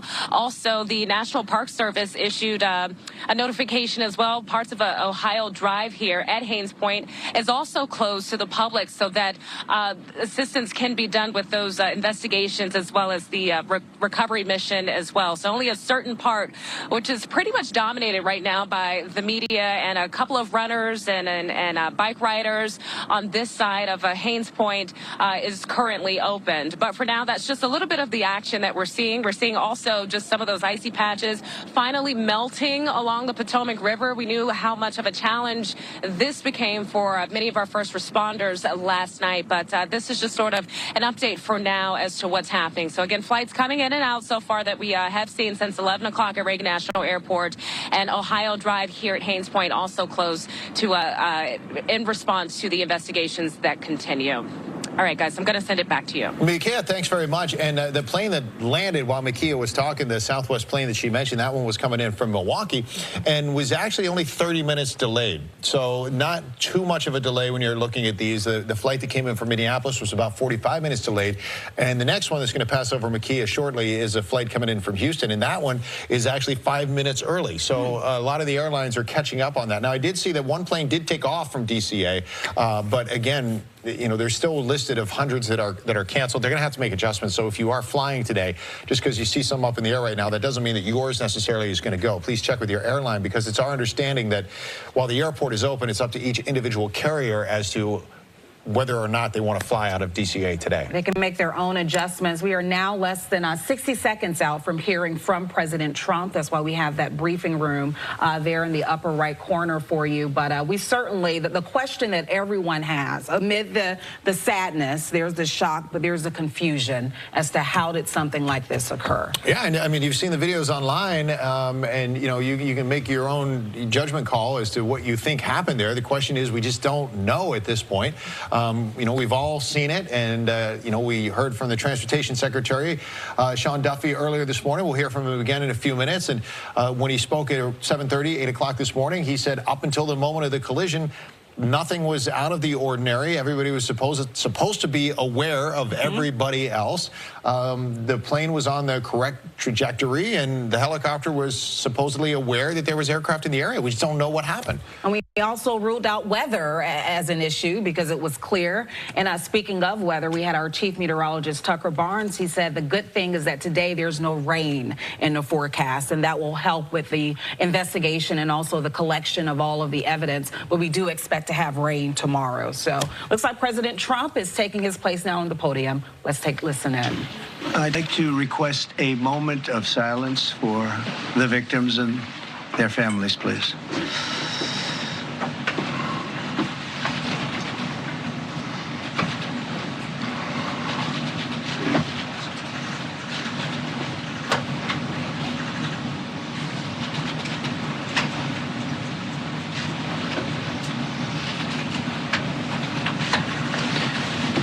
Thank you very much.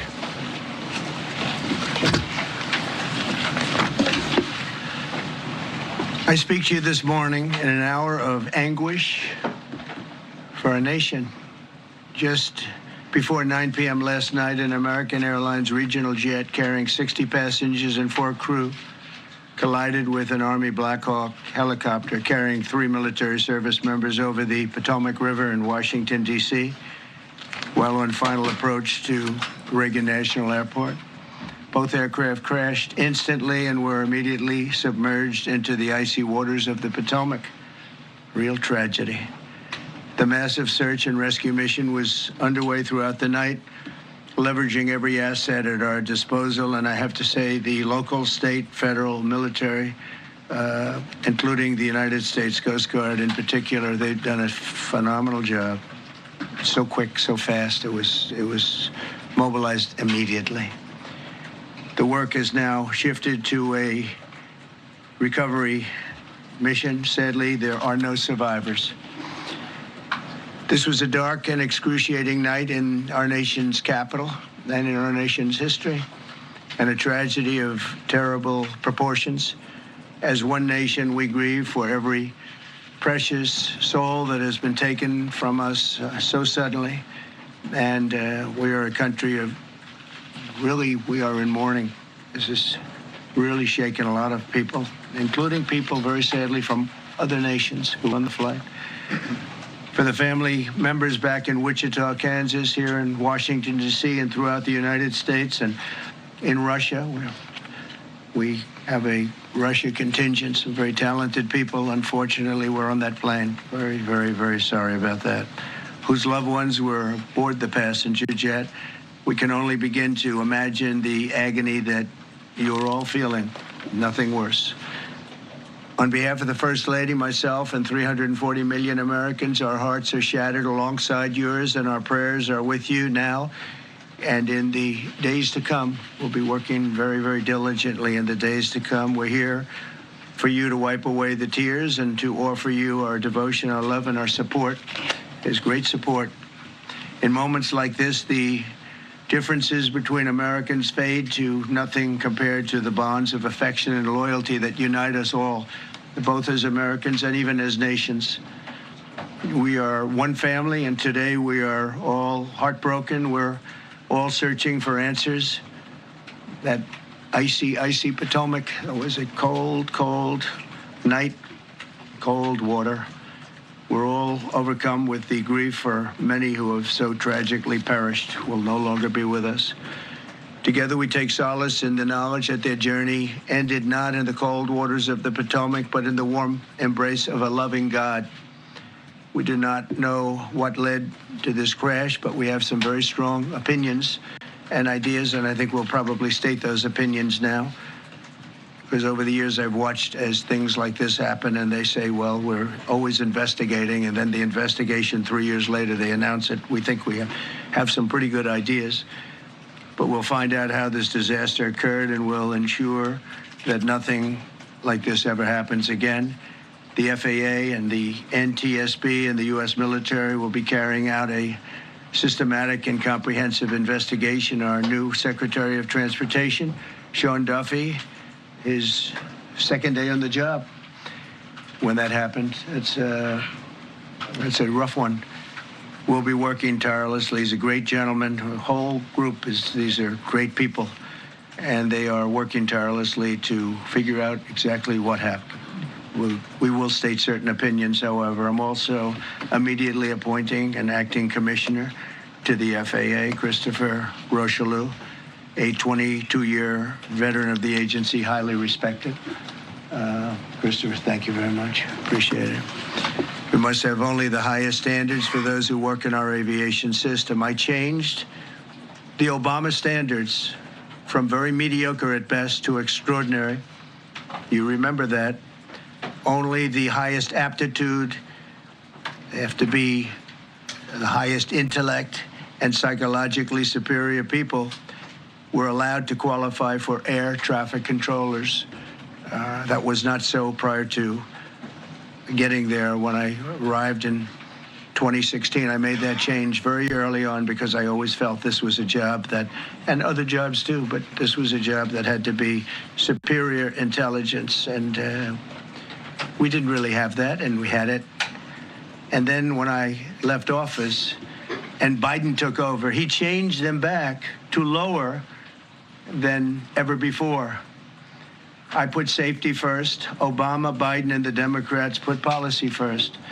And they put politics at a level that nobody's ever seen, because this was the lowest level. Their policy was horrible, and their politics was even worse. So as you know, last week, long before the crash, I signed an executive order restoring our highest standards for air traffic controllers and other important jobs throughout the country. So it was very interesting. About a week ago, almost upon entering office, I signed something last week that was an executive order, very powerful, on restoring the highest standards of air traffic controllers and others, by the way. Then my administration will set the highest possible bar for aviation safety. We have to have our smartest people. It doesn't matter what they look like, how they speak, who they are. It matters intellect, talent, the word talent. They have to be talented, naturally talented geniuses.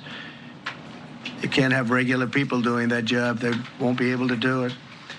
But we'll restore faith in American air travel. I'll have more to say about that. I do want to point out that various articles that appeared prior to my entering office, and here's one. The FAA's diversity push includes focus on hiring people with severe intellectual and psychiatric disabilities. That is amazing.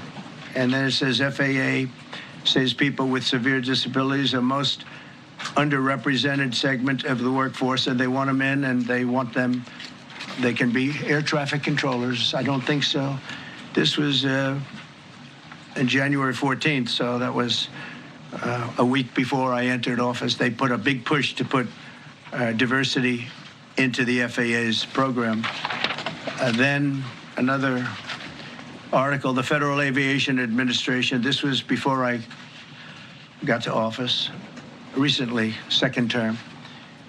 The FAA is actively recruiting workers who suffer severe intellectual disabilities, psychiatric problems, and other mental and physical conditions under a diversity and inclusion hiring initiative spelled out on the agency's website. Can you imagine? These are people that are, I mean, actually, their lives are shortened because of the stress that they have.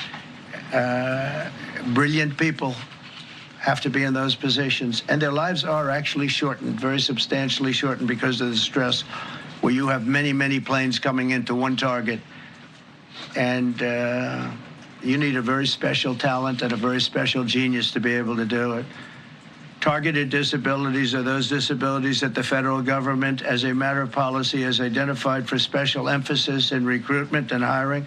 The FAA's website states they include hearing, vision, missing extremities, partial paralysis, complete paralysis, epilepsy, severe intellectual disability, psychiatric disability, and dwarfism all qualify for the position of a controller of airplanes pouring into our country, pouring into a little spot, a little dot on the map, a little runway.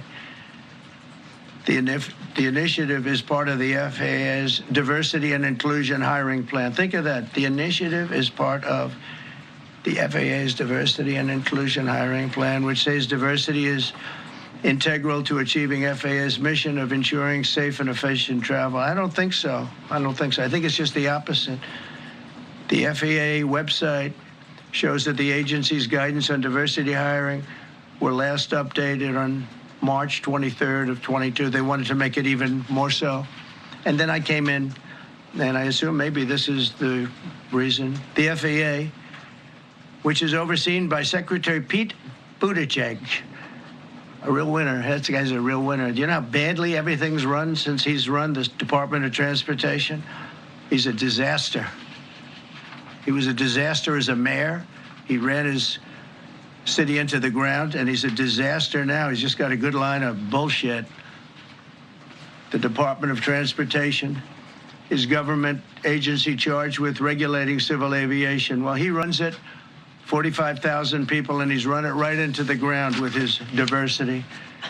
So I had to say that it's terrible. Then it's a group within the FAA, another story, determined that the workforce was too white, that they had concerted efforts to get the administration to change that and to change it immediately. This was in the Obama administration just prior to my getting there.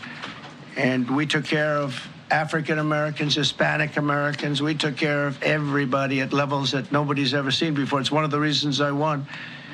but they actually came out with a directive to white. And we want the people that are competent. But now we mourn and we pray and would like to ask all Americans to join me in a moment of silence as we ask God to watch over those who have lost their lives and bring comfort to the loved ones. And I just want to say God bless everyone in this room. This has been a terrible, very short period of time. We'll get to the bottom of it. So we all saw the same thing. We've seen it many times. I've had the honor of hearing tapes. Tapes are scary, very scary tapes. You had a airliner coming in, American Airlines. He was doing everything right. He was on track. He was the same track as everybody else. They came in. It's probably the same track as they've had for 25 years or more. He's coming in the path. And for some reason, he had a helicopter that was at the same height, obviously when they hit, but pretty much the same height, and going at an angle that was unbelievably bad. When the air traffic controller said, do you see, he was talking about, do you see him? But there was very little time left when that was stated. And then also, he said, follow him in. And then almost immediately after that, seconds after that, there was the crash that took place. Well, you follow him in, that means like everything's fine, follow him in. You had a pilot problem from the standpoint of the helicopter. I mean, because it was visual. It was a very clear night. It was cold, but clear, and clear as you could be. The American Airlines plane had lights blazing. They had all of their landing lights on. I could see it from the Kennedy Center tape. We had a tape up on the Kennedy Center. That seems to be the primary. Thus far, I'm sure we'll see other tapes because it's such an area where there are a lot of cameras looking up into the air, into space. So we'll probably see many other shots of it before too much time goes by. But we had a situation where you had a helicopter that had the ability to stop. I have helicopters. You can stop a helicopter very quickly. It had the ability to go up or down. It had the ability to turn. And the turn it made was not the correct turn, obviously. It did somewhat the opposite of what it was told. We don't know that would have been the difference because the timing was so tight. It was so little. There was so little time to think. But what you did have is you had vision. The helicopter had vision of the plane because you had vision of it all the way, perfect vision of it all the way from at Kennedy Center where the tape was taken. And for some reason, there weren't adjustments made. Again, you could have slowed down the helicopter substantially. You could have stopped the helicopter. You could have gone up. You could have gone down. You could have gone straight up, straight down. You could have turned. You could have done a million different maneuvers. For some reason, it just kept going and then made a slight turn at the very end, and by that time it was too late. They shouldn't have been at the same height, because if it was at the same height, you could have gone under it or over it, and nobody realized, or they didn't say that it's at the same height. At the same height, it still wouldn't have been great, but you would have missed it by quite a bit. Could have been 1,000 feet higher. It could have been 200 feet lower. But it was exactly at the same height, and somebody should have been able to point that out. So all of this is going to be studied, but it just seems to me, from a couple of words that I like to use, the words common sense, some really bad things happened, and some things happened that shouldn't have happened. So you had a helicopter going in an identical direction. You had a helicopter that was at the exact same height as somebody going in essentially the opposite direction. You had a plane that was following a track, which is a track that every other plane followed. And I don't imagine, I know I've heard today that they might have been following the preceding plane, which was pretty close, but not that close. The preceding plane, but you wouldn't have even been able to see that because of the direction that the helicopter was coming in at. So you had a confluence of bad decisions that were made. And you have people that lost their lives, violently lost their lives. We're going to take a few questions. I'd like to ask our new Secretary of Transportation to say a few words. Sean Duffy, great gentleman, just started. It's not your fault, and I know you agree with me very strongly on intellect and even psychological well-being of the air traffic control. It's such an important position, and I think I can't emphasize stronger. I changed it when I first ran in 2016. I changed it. We had the highest standard that you could have, and then they changed it back. That was Biden to a standard I read it to you. That was from one of your papers. One of the people in this room actually wrote that. And then I changed it back a few days ago. And unfortunately, that was, we'll see. We don't know that necessarily it's even the controller's fault. But one thing we do know, there was a lot of vision, and people should have been able to see that, you know, at what point do you stop? At what point do you say, wow, that plane's getting a little bit close? So this is a tragedy that should not have happened. Please, sir. Thank you, Mr. President. And I would just note the President's leadership has been remarkable during this crisis. We've had a whole of government response, local, state, federal. And when you see that kind of cooperation, it begins with the leadership in this body. So thank you for that, Mr. President. You make our jobs a lot easier. You made an important point that when we deal with safety, we can only accept the best and the brightest in positions of safety that impact the lives of our loved ones, our family members. And I think you make a really important point on that, Mr. President. That is the motto of your presidency, the best and the brightest, the most intelligent coming into these spaces. I want to take a moment and extend my condolences to the families of the loved ones. We commit to them that we are going to get to the bottom of this investigation, not in 3 years, not in 4 years, but as quickly as possible, with the NTSB, who is here today, as well as the FAA. What happened yesterday shouldn't have happened. It should not have happened. And when Americans take off in airplanes, they should expect to land at their destination. That didn't happen yesterday. That's not acceptable. And so we will not accept excuses. We will not accept passing the buck. We are going to take responsibility at the Department of Transportation and the FAA to make sure we have the reforms that have been dictated by President Trump in place to make sure that these mistakes do not happen again. And again, I want to thank you for your leadership, Mr. President, and I appreciate the confidence you placed in me. Thank you very much. Pete, would you like to say something? Well, thank you, Mr. President. Again, I want to echo what the Transportation Secretary said about your leadership. From the moment we found out about this, we were in contact with the White House trying to determine exactly what happened. I would echo it as well. No excuses. We're going to get to the bottom of this. We first and foremost, from the Defense Department, want to pass our condolences to the 64 souls and their families that were affected by this. Never should happen.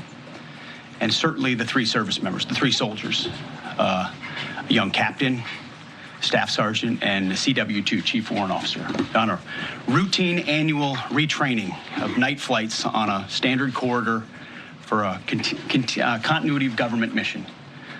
The military does dangerous things. It does routine things on the regular basis. Tragically, last night, a mistake was made. And I think the president is right. There was some sort of an elevation issue that we have immediately begun investigating at the DOD and Army level.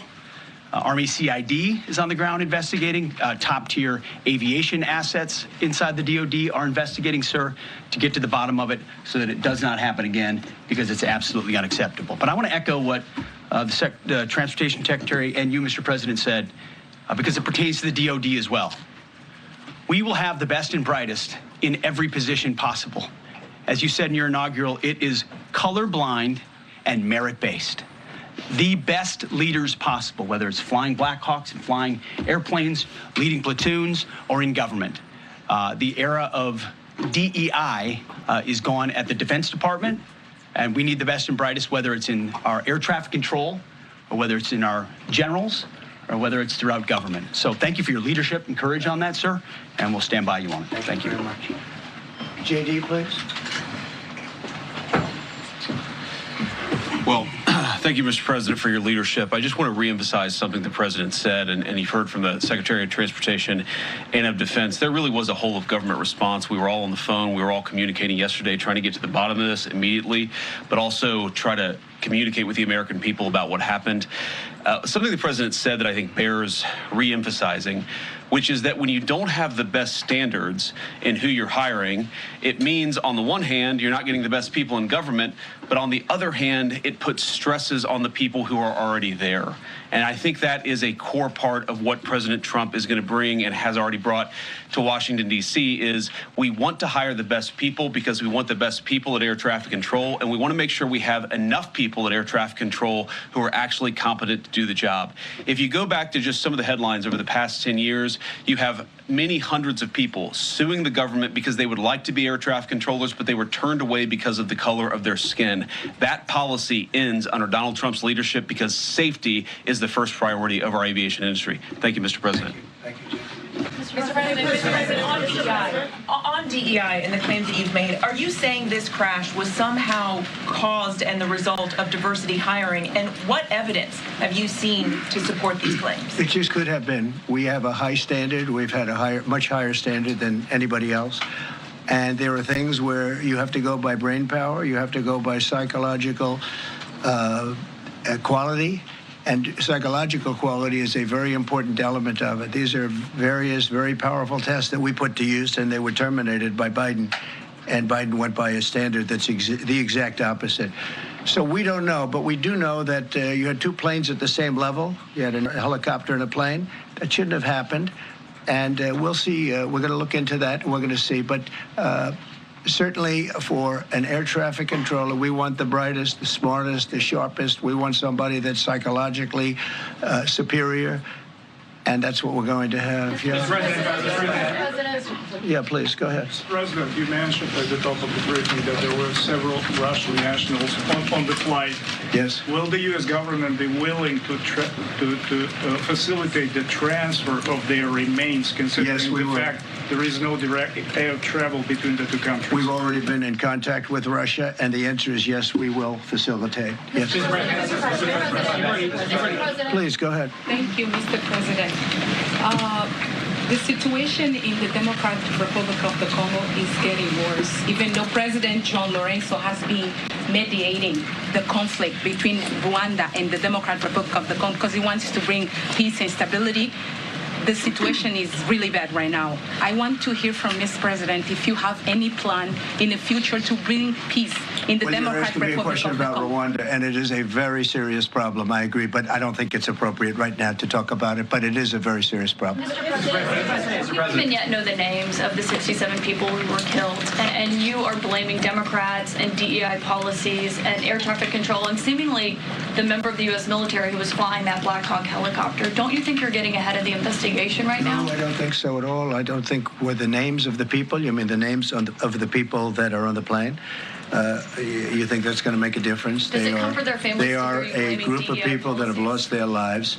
If you want a list of the names, we can give you that. We'll be giving that very soon. We're in coordination with American Airlines. We're in coordination very strongly, obviously, with the military. But I think that's not a very smart question. But are you I'm surprised coming from you. Are you blaming please. Thank you. Thank you, President Trump. Thank you for being here. Based on your analysis so far, do you have a sense of who was at fault, if it was the plane, the helicopter, air traffic control, and can you assure people that it is safe to fly in and out of D.C.? Well, I've given you the analysis, and the analysis was based on vision. You had a lot of people that saw what was happening. You had some people that knew what was happening. There was some warnings, but the warnings were given very, very late. You know, those warnings were given very late. It was almost as they were given. A few seconds later, there was the crash.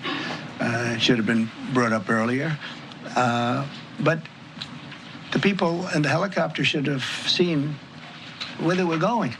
I can't imagine people with 20/20 vision not seeing, you know, what's happening up there. Again, they shouldn't have been at the same height.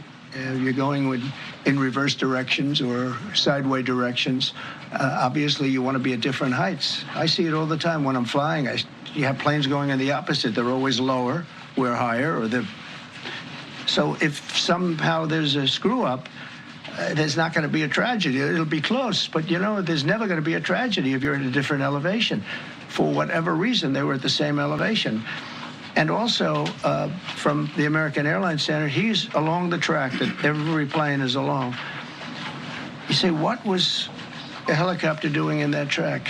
It's very sad. But visually, somebody should have been able to see and taken that helicopter out of play, and they should have been at a different height.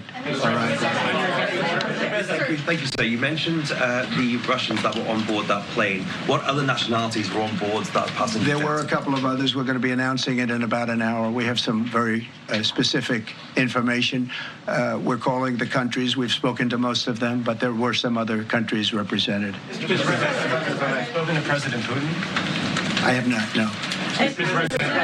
Not about this. On your executive order, you've already issued an executive order. You say will restore aviation safety. Right. Crash happened after that. Was the executive order successful, and what more needs to change to keep people safe? Well, you know, we issued it 3 days ago, and we're in the process of making those changes. This is something that should have been done a long time ago. Actually, my original order should have never been changed, and I think maybe you wouldn't have had this problem. Maybe. Yeah, please, go ahead. Thank you.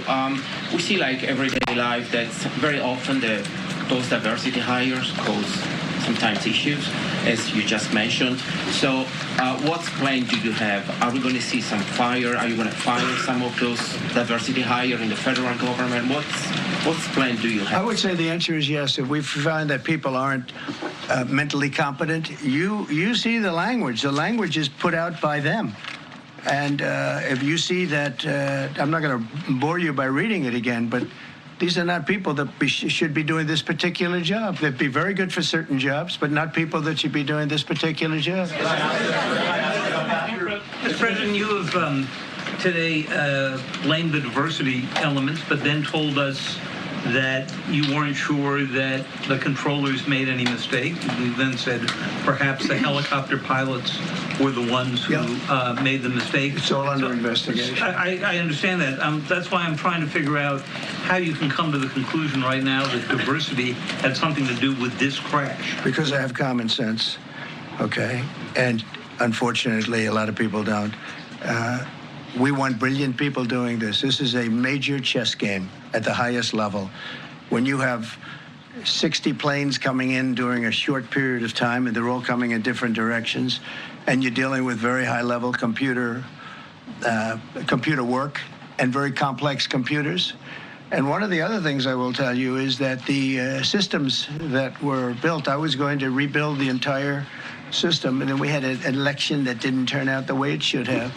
But they didn't build the systems properly. They spent a lot of money renovating a system, spending much more money than they would have spent if they bought a new system for air traffic controllers, meaning the computerized systems. There are certain companies that do a very good job. They didn't use those companies. They used companies that should not have been doing it. No, I think it's very important to understand that for some jobs, and not only this, but air traffic controllers, they have to be at the highest level of genius. Okay. I want to ask you about the ice skaters in a moment because the U.S. Ice Skating Committee was affected. But first, if I can, the cited FAA text that you read is real, but the implication that this policy is new or that it stems from efforts that began under President Biden or the Transportation Secretary Pete Buttigieg is demonstrably false. It's been on the FAA's website. No, it's on the website, the FAA's website. It was there in 2013. It was there for the entirety. What I read. It was there for the entirety of your administration too. So my question is, why didn't you change the policy during your first administration? I did change it. I changed the Obama policy, and we had a very good policy. And then Biden came in, and he changed it. And then when I came in 3 days ago, I signed a new order, bringing it to the highest level of intelligence. Okay. It was on the website. Please. Quiet. Thank you, Mr. Welcome President. back to the. I'm sorry. You mentioned that a vision was probably the problem that was at issue in this crash. There's been some reports that one of the pilots in a helicopter may have been using night vision equipment. Was there any I heard indication? that. We don't know. We're going to know that pretty soon. It may change your view plane if you do have the night vision. So it's very possible that could have happened. That would be maybe a reason why you wouldn't actually see as well as on a clear night. You can see sometimes better without it. I have a couple of more. Mr. President, is it helpful to have your Secretary of Transportation confirmed, and does this intensify your interest in getting other nominees confirmed quickly? Go to what? Is it helpful to have your Secretary of Transportation confirmed, and does this intensify your interest in getting other nominees confirmed quickly as well? Well, sure. We want fast confirmations, and the Democrats, as you know, are doing everything they can to delay them. They've taken too long. We're struggling to get very good people that everybody knows are going to be confirmed, but we're struggling to get them out faster. We want them out faster. It's a good question, actually. We've been pushing Sean. Everyone knows Sean for a long time. He got many, many Democrat votes, but they want to take as long as they can. They ask questions like some of the questions that Peter would ask that were totally irrelevant and not very good questions, but they want to just keep it going. They want to keep it going as long as possible. I was very honored, actually, that you got so many Democrat votes. That was really good. That was really good. When I apply to meet with the families, and second question, is it your impression that military training was done during that time? The what? The training that the helicopter was involved in. Is it anything you can tell us about You that? don't know. These are the things that will come up with the investigation. You don't know. But the helicopter obviously was in the wrong place at the wrong time, and a tragedy occurred. Please. Thank you, Mr. President. Question about the. No, go ahead, please. Thank you, Mr. President. You've been critical of the current regulations, and you've called for big reforms at FAA. I'm curious, sir, I made the reforms, actually. What is your message? 3 days ago, I made them. Yes, sir. What is your message then to the American public in the weeks and months ahead? Should they feel hesitant to fly? And if you could clarify perhaps something that the Defense Secretary said when he said that this helicopter was on a continuity of government mission? I don't know what that refers to, but they were practicing. They do that. They call it practicing, and they were, and that's something that should be done. It's only continuity in the sense that we want to have very good people, and that has to be in continuity, and that's what they refer to. But it was basically practice, and it was a practice that worked out very, very badly. Okay. On his question, the first question, should people be hesitant to fly right now? No, not at all. I've not hesitated to fly. This is something that it's been many years that something like this has happened, and the collision is just something that we don't expect ever to happen again. We are going to have the highest level people. We've already hired some of the people that you've already hired for that position long before we knew about this. I mean, long before. From the time I came in, we started going out and getting the best people because I said it's not appropriate what they're doing. I think it's a tremendous mistake. You know, they like to do things and they like to take them too far, and this is sometimes what ends up happening. Now, with that, I'm not blaming the controller. I'm saying there are things that you could question, like the height of the helicopter, the height of the plane being at the same level and going in opposite directions. It's not a positive. But no, we're already hiring people. No, flying is very safe. We have the safest flying anywhere in the world, and we'll keep it that way. Thank you all very much. Thank you very much.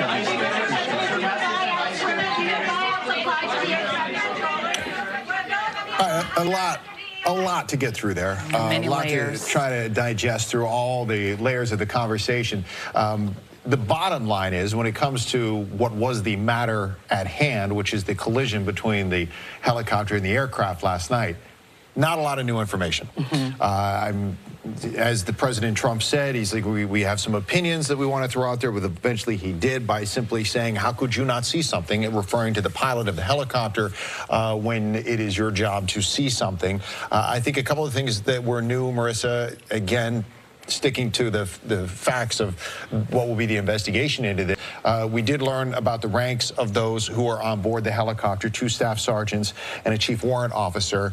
And we also, through the question that was asked and the response, may or may not have been night vision involved. That's all going to be part of the investigation.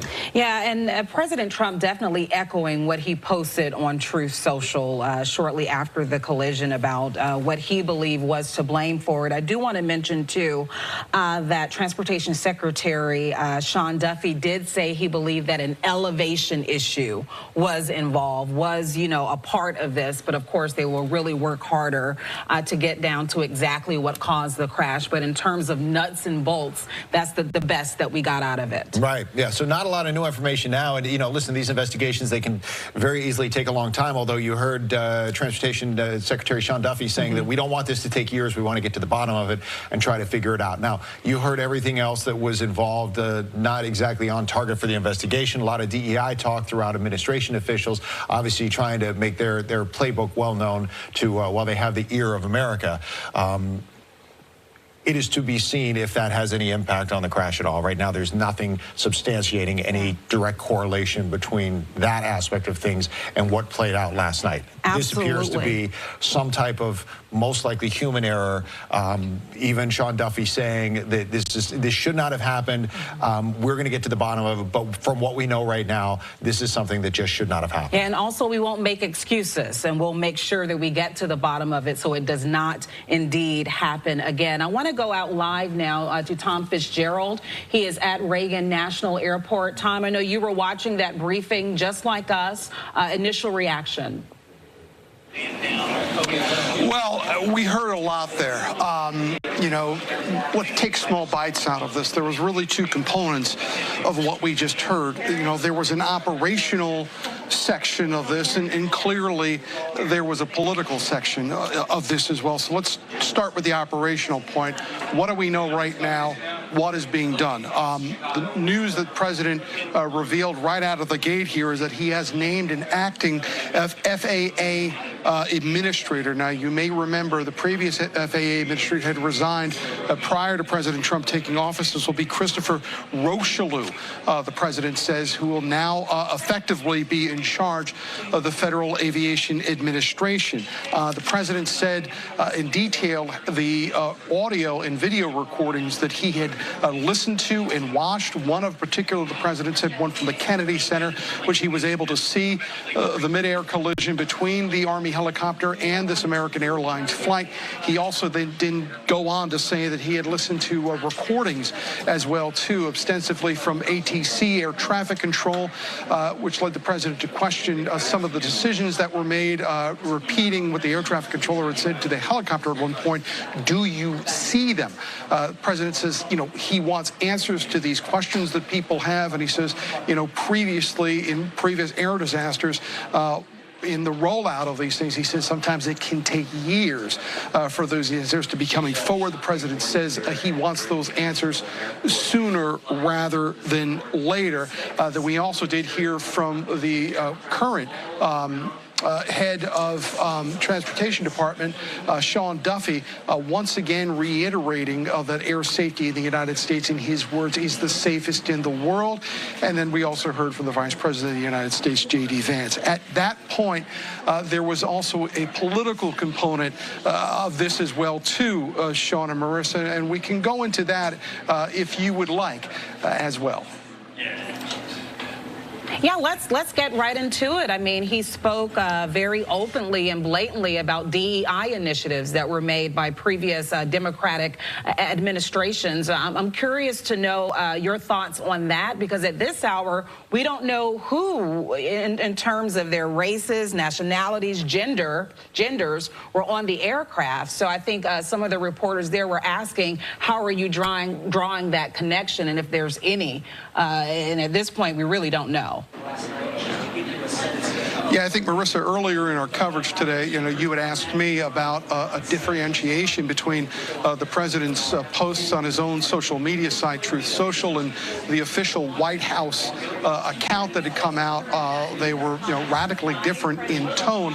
And, you know, and what I can tell you is that that's kind of what we heard in the middle section of this, where the president went into some political debates surrounding all of this. Now, he read from several articles, although he did not quote which ones they were, basically saying that DEI, diversity, inclusion, and equity changes that he claimed had been made under both of President Obama and President Biden, in his words, led to the hiring of people with, in his words, psychiatric and mental deficiencies, as well as intellectual and mental deficiency. The president then went on to launch a viscerally personal attack on the former Transportation Secretary, Pete Buttigieg. I won't repeat what the president said, however, it was a graphic language. Anybody who was just listening heard it.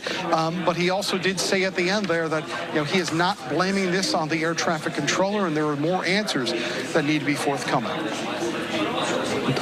Like you said, Tom, I mean, you said it great off the top. There was two different elements at play here, right? There was the element when it comes to this investigation, and then there was the political element that got a lot of attention and will continue to get a lot of attention as well. Right now, there's no correlation between the two that we know anything about. And if there were, it would come out in the investigation. But right now, I think most people are focused on what it was that went wrong here. Yeah. And to be clear, and I know the president made a lot of references to the air traffic controllers and the helicopter.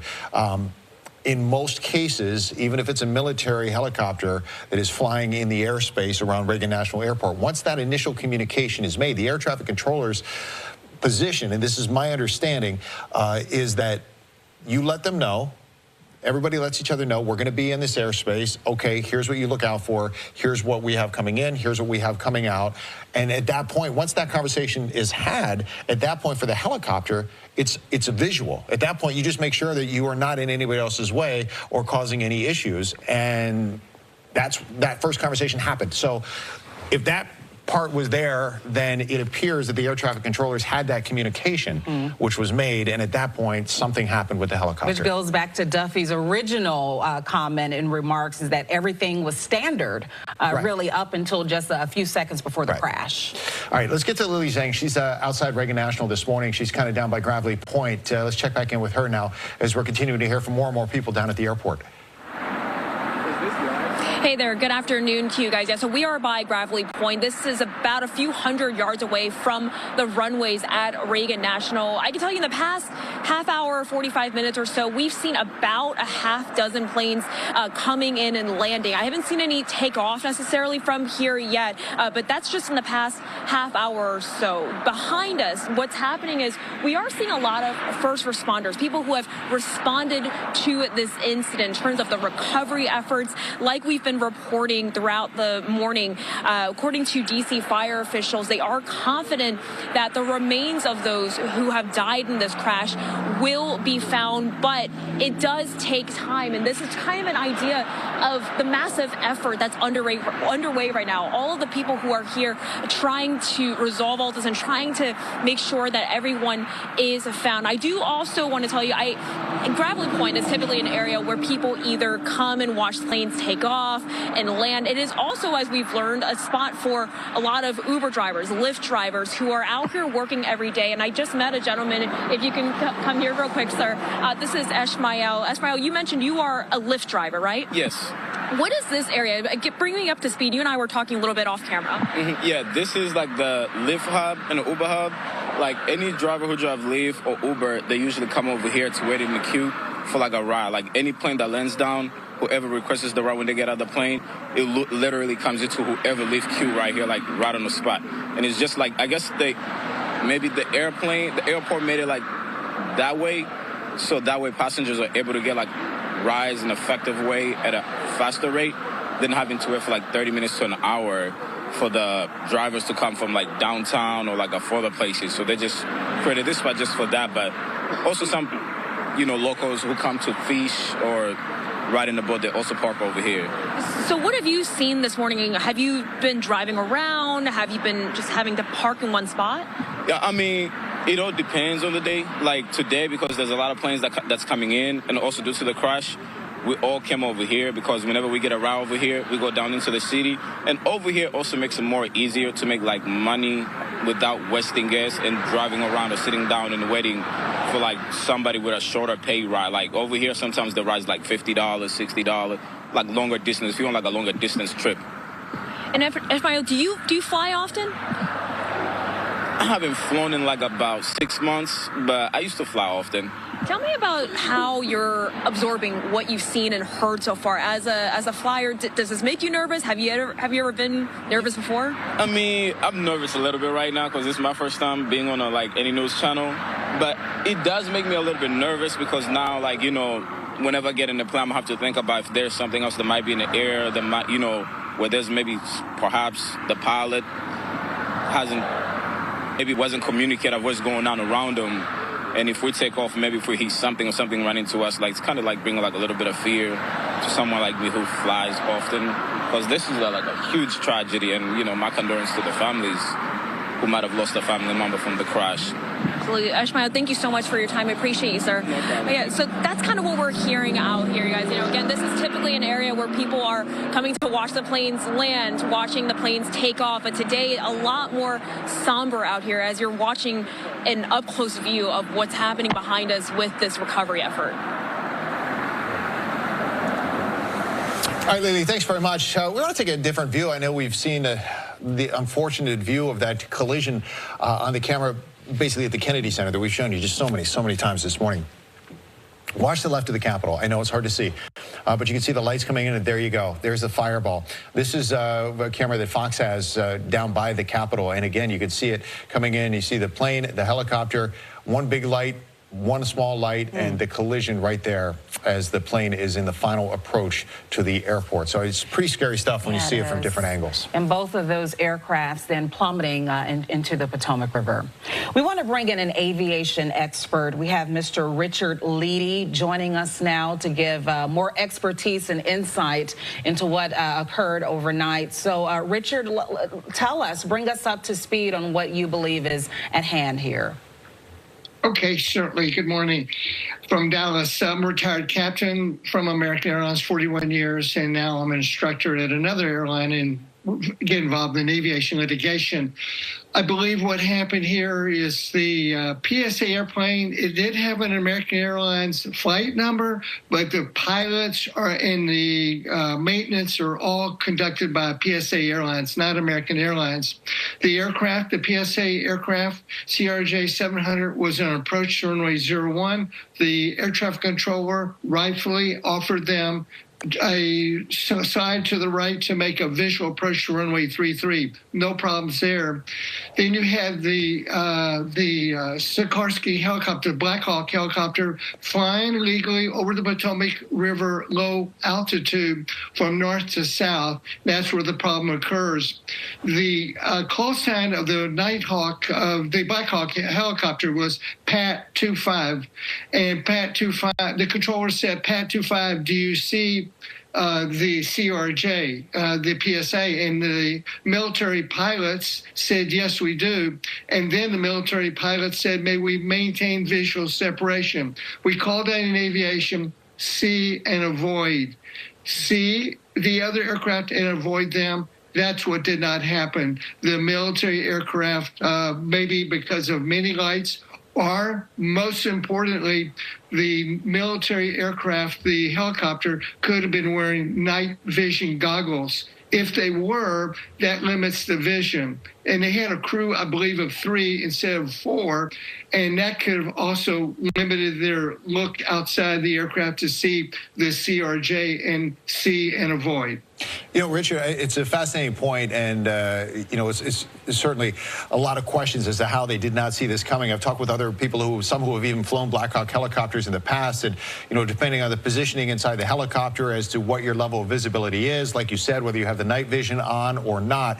But another point that they brought up is in this particular case, where we see military and other helicopters flying up and down the river all the time, much like you would have on a highway, there are designated areas where those helicopters should be flying. And there's designated altitudes at which those helicopters should be flying. So if it wasn't in one of those two things, whose fault is that?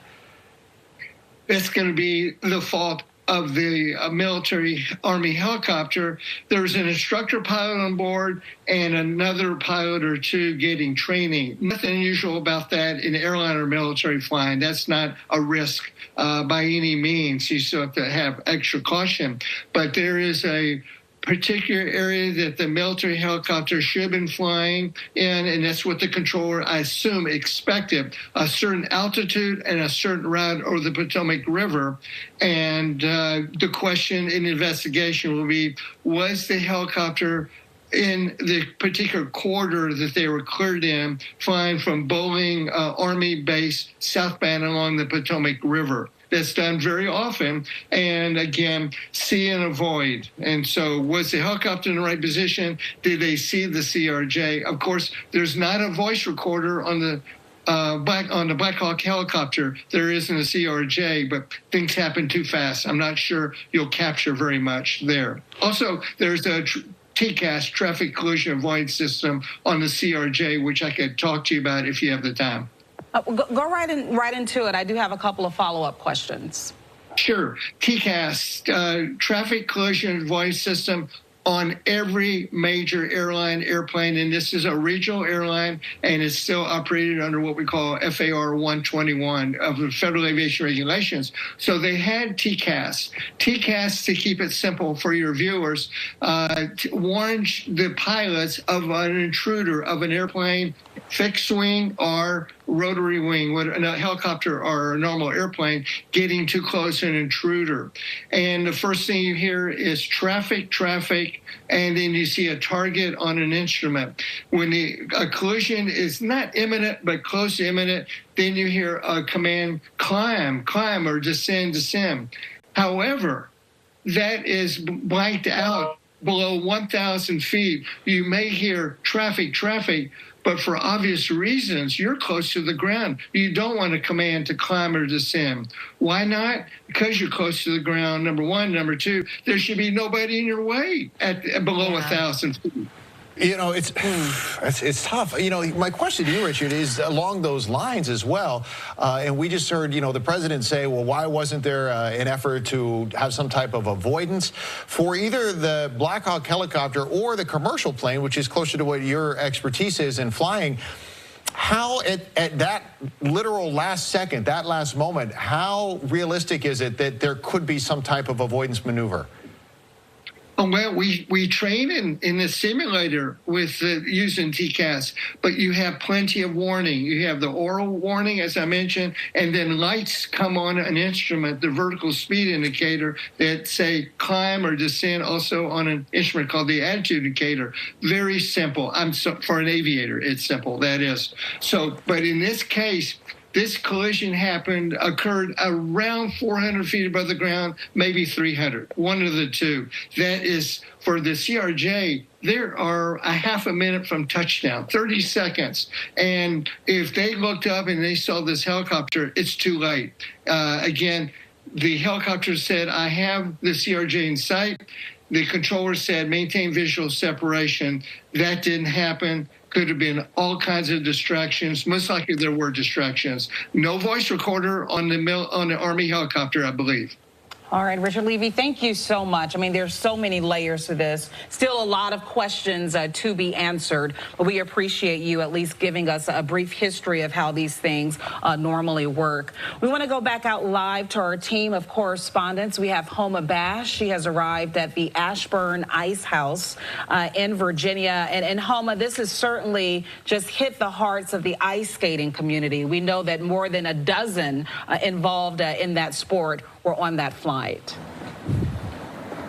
Yeah, you know, and we can't confirm right now that anybody specifically from the Ashburn Ice House was actually on that flight, but it is a very somber mood, very sad situation here because, as you said, the ice skating community is a very tight one. These families, these children, they dedicate so much of their lives to this sport. They're here for hours and hours, and right now, at the same time that there are children practicing inside and having lessons inside, and that is why they've asked all the media to be standing getting out here so as not to disturb the young children that are inside dealing with this situation. There is also a growing memorial inside. There are so many people that are bringing by flowers. There are skaters, there are families, and there are strangers. We talked to one woman who said she lives in Herndon and she just felt compelled because Virginians stick together. She said this hit her heart. She had to go to the store. She bought flowers and she brought them here, placed them inside.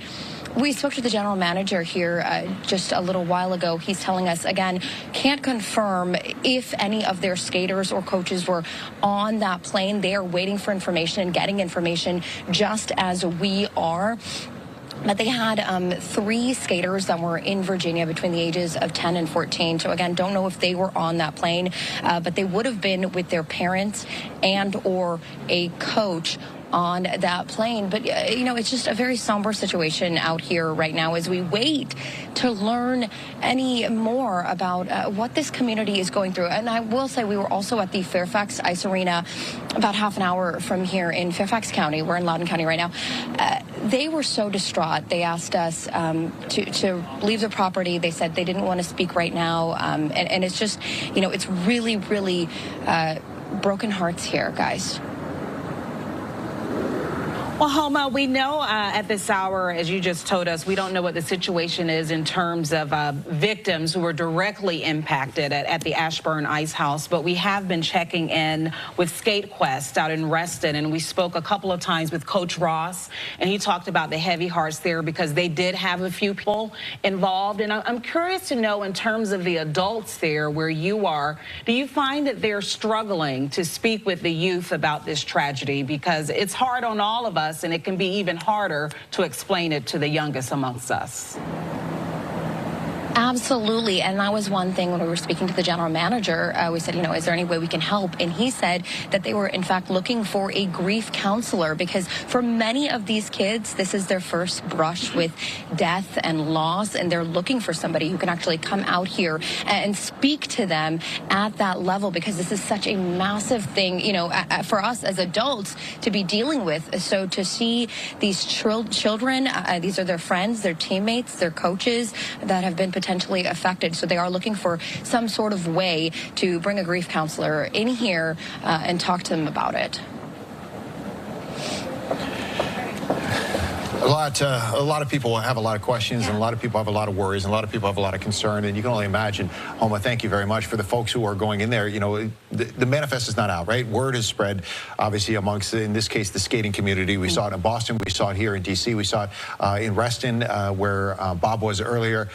There are people who know of people who were supposed to be on board that flight, right? And they, in some cases, they know people who were on board of that flight. We don't have all of those answers yet. But there are reports, especially coming out of Boston, a lot of these young skaters, and keep in mind these are teenagers, right? I mean, some as young as 12 years old, that are the up-and-comers in the sport of skating.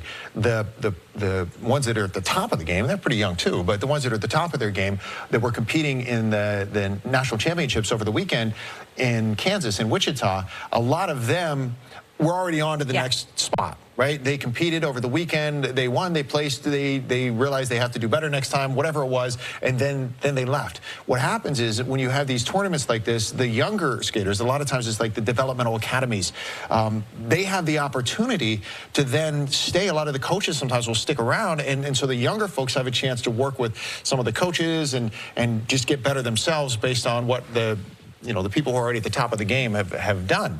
So it's those youngsters who are the future, who in this case were some of those who stuck around an extra day or two to try to get more training, a little more one-on-one, maybe work with some coaches you didn't have a chance to work on in the past, now that everybody's together for this national competition. And some of those young people on the flight with a parent or parents when they stayed and hung back for that developmental camp. And I want to mention, too, when we talk about the Russian former world champions, the couple that we've learned perished in that crash. Their 23-year-old son, Maxim, he's one of the older ones that you kind of alluded to. He had already left after performing, I believe, placing 4th in one of his competitions there. So these were the younger groups. Yeah, so it's, I mean, a large portion of the 60 people on board that flight were either young skaters, parents of skaters, coaches of skaters. It's not all, but it was... about a third. About a third of the flight, yeah, no doubt about it.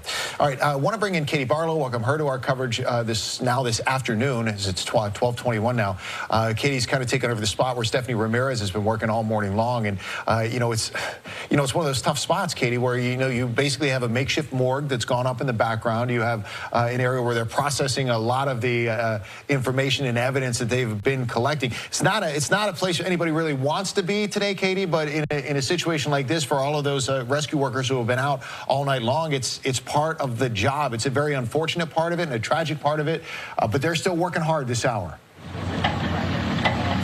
Yeah, we saw the tweet put out from the D.C. Police Union about the treacherous work that first responders have been working throughout the evening into the day. Of course, they're continuing to work behind us. As you said, they've kind of set up a mobile morgue here where human remains will be delivered via fire and EMS trucks. And you can see that tent right behind me, the red tent that Doug, I think, is zooming in right now.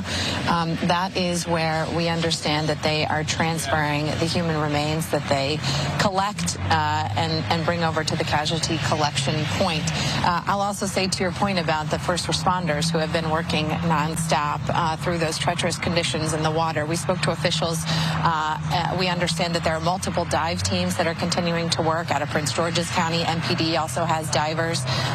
And speaking with officials just a few minutes ago, they're less concerned about the temperature of the water at the moment and more constrained by the amount of air in their tanks. So their focus right now is rotating teams in and out. That's why we've had assistance from multiple jurisdictions around the area. So our understanding is they are bringing both debris and remains over and via boat, and then they transfer them to that red tent behind me, the mobile morgue. I got a chance just about 5 minutes ago.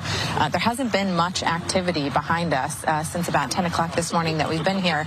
But for the first time in a couple of hours, one of the DC Fire and EMS trucks backed up to that red tent. And you could see, if you got up closer to where the fence is right there, you could see there were gurneys that were coming out of the truck and into the tent that had body bags on top of it. And we know from Stephanie Ramirez's reporting this morning, unfortunately, some of the human remains are not, complete bodies as we would think of them, but pieces, and that will make the work ahead more difficult and identification perhaps more difficult.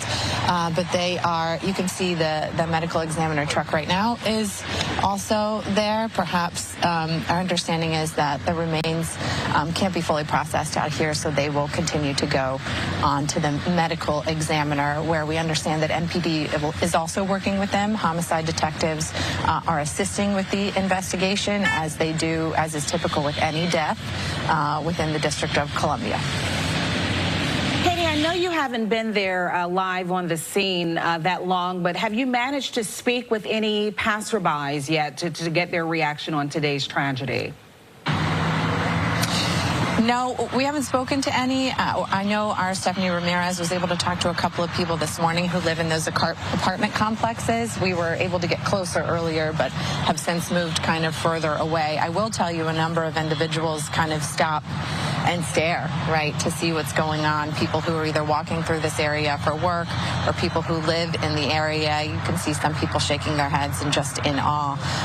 And there was a crowd that was gathered there just a short while ago, but there actually isn't that much foot traffic around this area. I don't know whether everyone has chosen to stay inside for today or get away from the area, but there's not a ton of foot traffic going around at the moment. The MPD actually has it quite secured around this particular area. You can see a few folks walking here and there, but from the folks Stephanie talked to this morning, I believe she talked to one individual who lives in this area who was here for the crash decades ago, and was talking about how this brings back all of those horrible memories from that time as well. That was in the 80s. 1982, yeah, long time ago. Katie, thanks very much. We're going to check back in with the crews all across the area as more and more information continues to flow into the newsroom, and we're learning more little by little about some of the folks who may have been on board as well. Also, weather could be an issue. I know we didn't have to deal with it today, but some changes are looming in the weather department, so we'll let you know about that coming up as well. So we're going to take a short break. It's now 12:26, and our nonstop coverage continues with a little bit more right after this. All right. right, you were listening in on Fox 5 DC's coverage with the latest following the fatal aircraft crash that took place late last night in Washington, D.C., when an Army Black Hawk helicopter carrying 3 soldiers crashed into an American Airlines jet that had 60 passengers and 4 crew members on board. As we heard earlier, President Donald Trump did say all those on board were not expected to survive. So with that, we're going to head to a quick 2-minute break. And on the other side, more of today's top stories. Stay with us.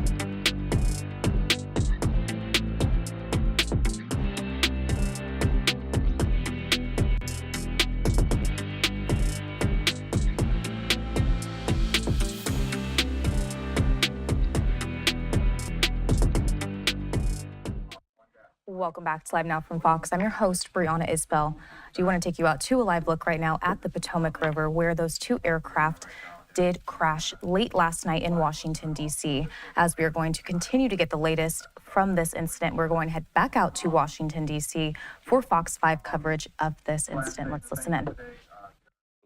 All the different shots of the river out there and the recovery efforts that continue. They still have to pull about half of the victims out of the wreckage. So they have quite the job ahead of them, and it's quite an ordeal when it comes to recovery. We've been very fortunate with the weather. It's been very windy out there, and I know that that has helped spread the debris field now well south of Reagan National Airport down to National Harbor. However, we're going to have a big change in the weather tonight. And we just talked to Tucker a few minutes ago, and we could get up to an inch of rain tomorrow morning. That is going to make visibility so much tougher. So it's more of a challenge, and I know that a lot of these workers have been, on and off since 9 o'clock last night, but they're going to be racing to try to get as much of this done as they can today before the bad weather sets in overnight into tomorrow. Yeah, because it's going to make everything more complicated in terms of the investigation and gathering all of the evidence. And just imagine the visibility in the water, too, right now, where they're actually, they're in waist-deep water in some places now, but even so, even that, if the water rises up, you get an inch of rain dropped on top of it, and then you muddy everything up in the river as well. It could make it a lot more challenging. So just keep that in mind, as we work through the next couple of hours here. All right, let's get back down to the airport right now. Tom Fitzgerald has been down there at Reagan National. Let's check back in with him now. Tom?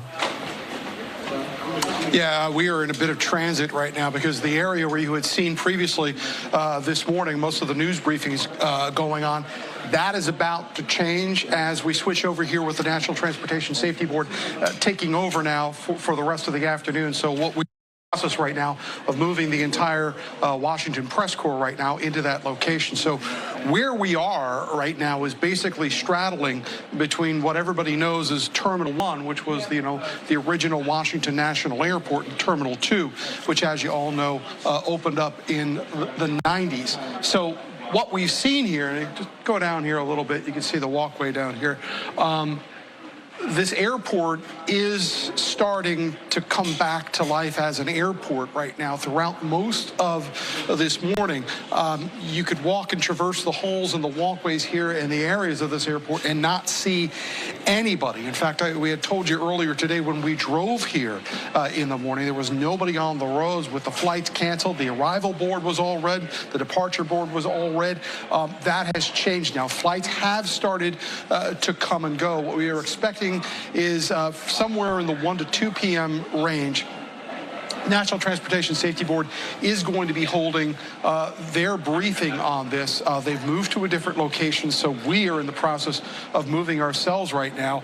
We have seen a number of passengers go by, as you can imagine. A lot of them were slack-jawed at not only what had been going on out on the Potomac River this morning. They've been watching this, knowing that they were either going to have to fly in or out of Washington Reagan National Airport today, but also seeing what was going on here in the airport as far as the emergency response and the briefings that has been going on. So there's a lot of moving parts, and I know what a cliche that sounds like right now in a moment like this, but there is an incredible amount of activity going on, not only to keep the public informed through the communications angle of all this, but also, you know, operationally, they are trying to coordinate all of these different aspects of this response, both from Virginia, the federal government, Maryland, D.C., and the surrounding areas, to make sure that everybody is on the same page. And so far, every official that we've spoken to say that they've had a good relationship from all of these entities. In fact, you even heard, you know, the President of the United States say that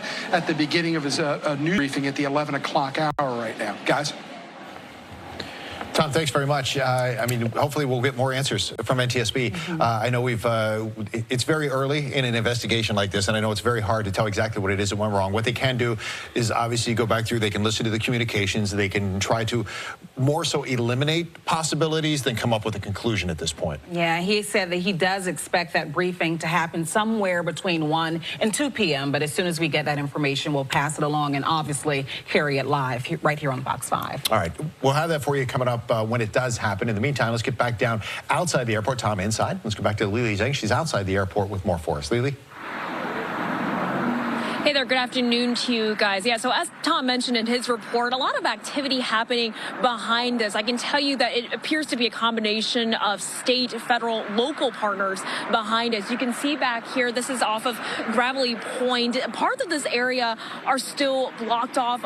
Going to go out on a limb and assume here that it's going to be blocked off for some time as they comb through this recovery effort. So you can see kind of a glimpse of what is happening out here. We've seen some more cars, some more tents coming up. But again, still waiting for that briefing to see if they can kind of give us a better glimpse of exactly how this operation works. Now, I will tell you, aside from those who are part of the recovery efforts, we're also getting a chance to speak with some people who have, of course, heard this news and felt the need to come out here and see it for themselves, one of which includes our new friend Michelle here. Michelle is from Potomac, as you mentioned.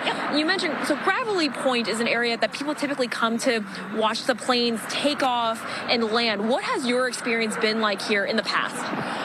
We come pretty often. I have 3 sons, and I'll drag them out here, and we have a big picnic and watch the planes come and go. It's just one of the few airports in America that you can actually get really close to the flights landing and coming. It's beautiful. It's usually really crowded. Lots of runners and hikers, and I came down thinking I would be able to do the same and go to Gravelly Point, but they're shut down today, obviously, for, I guess, military. I'm not sure. But we also track, we track flights on flight radar, and I listen to a lot of air traffic control. And last night we were listening, I listened a lot live, and we were listening when everything happened, and it was really, really devastating. You could hear in the voices of the controllers that something bigger took place than just a mishap. And then we turned on the news and, of course, saw what had happened. It was pretty, and I wanted to come last night, but it was at like 9 o'clock when it happened, so I decided to come today and just pay my respects. And come down. I don't know. It's pretty horrible. You also mentioned recently you and your family got to tour the air traffic control towers, and then last night you're hearing their voices. Yeah. What was it like kind of putting name to face? It's a good question. That part was really hard for me, and it was kind of shocking at first. Yeah, in July, they allowed us to tour the tower over there, and we got to meet the ground control, all of them basically. And it was really interesting because I had been listening for a year, and then I reached out and they gave us the approval to come in. And so last night I was listening like I normally do when I'm doing dishes or making lunches, and I heard some of the normal traffic controllers, give the approval to land, and talking to the Black Hawk, and you could hear in his voice the fear. And then when it happened, you heard them.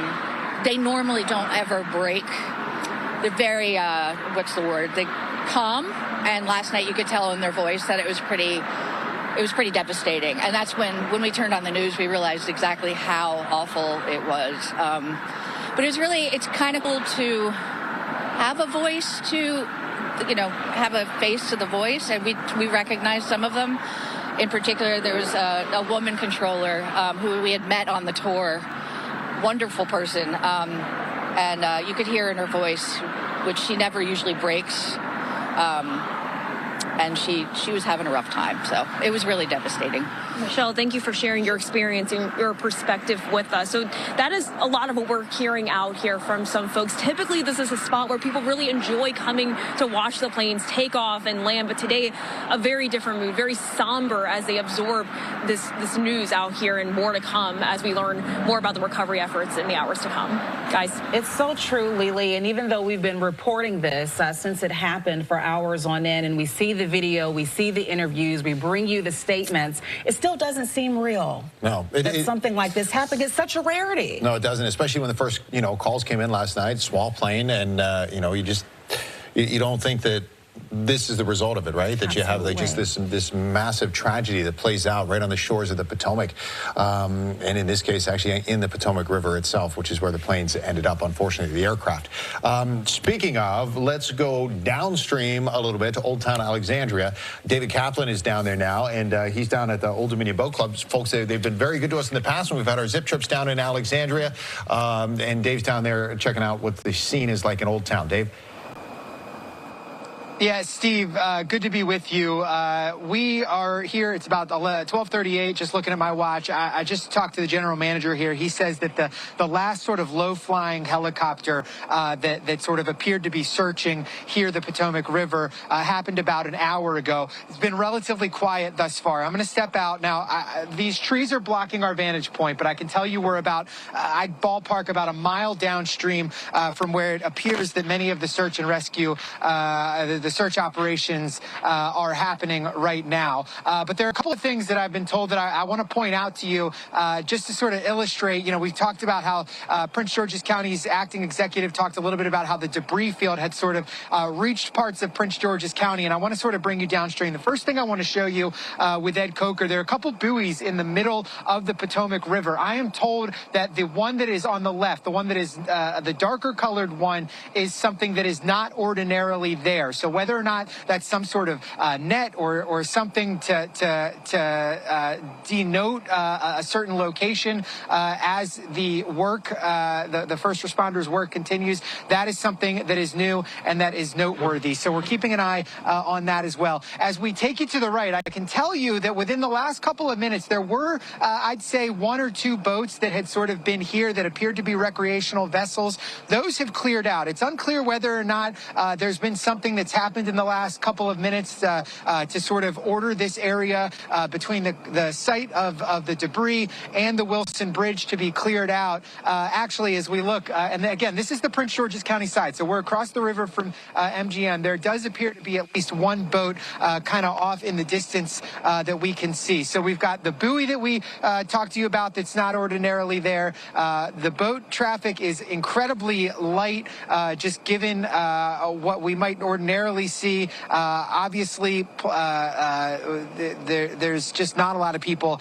out here, as might be compared to a normal day. There are boats that still do go out, and we are told by here at the boat club that there were a couple of people who did take their boats out first thing in the morning and are still out on the water. And then as we pan more to the right, so again, I mentioned that we heard from the acting county executive in Prince George's County, and that National Harbor was a sort of staging area of sorts. If you sort of look through the Wilson Bridge, you might be able to see that is a staging area. It's unclear what debris, how much debris has made its way sort of downstream. But again, the last helicopter that might have been searching for something like that was about an hour ago, according to the general manager here. And you can see right over there that the staging area, there appears to be some sort of staging area for first responders downstream here at the Potomac. So the other thing, and we haven't gotten one during this live shot, just to sort of reiterate the fact that, we told you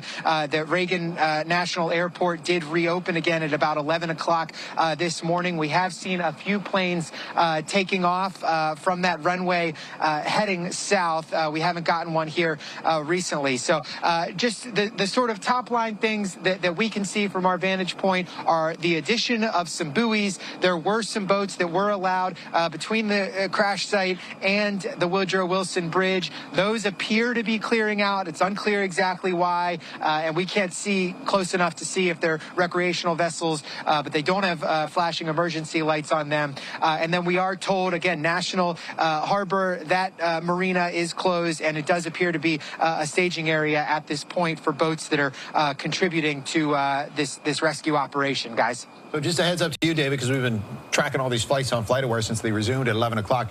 You got a flight from Miami, should be coming up the river in about 10 minutes. That's pretty much the only one that's on the radar right now. So that would be coming up south to north for the landing on the main runway at Reagan National Airport. That flight, Delta flight, is scheduled to land at 12:55. So we'll keep an eye on that.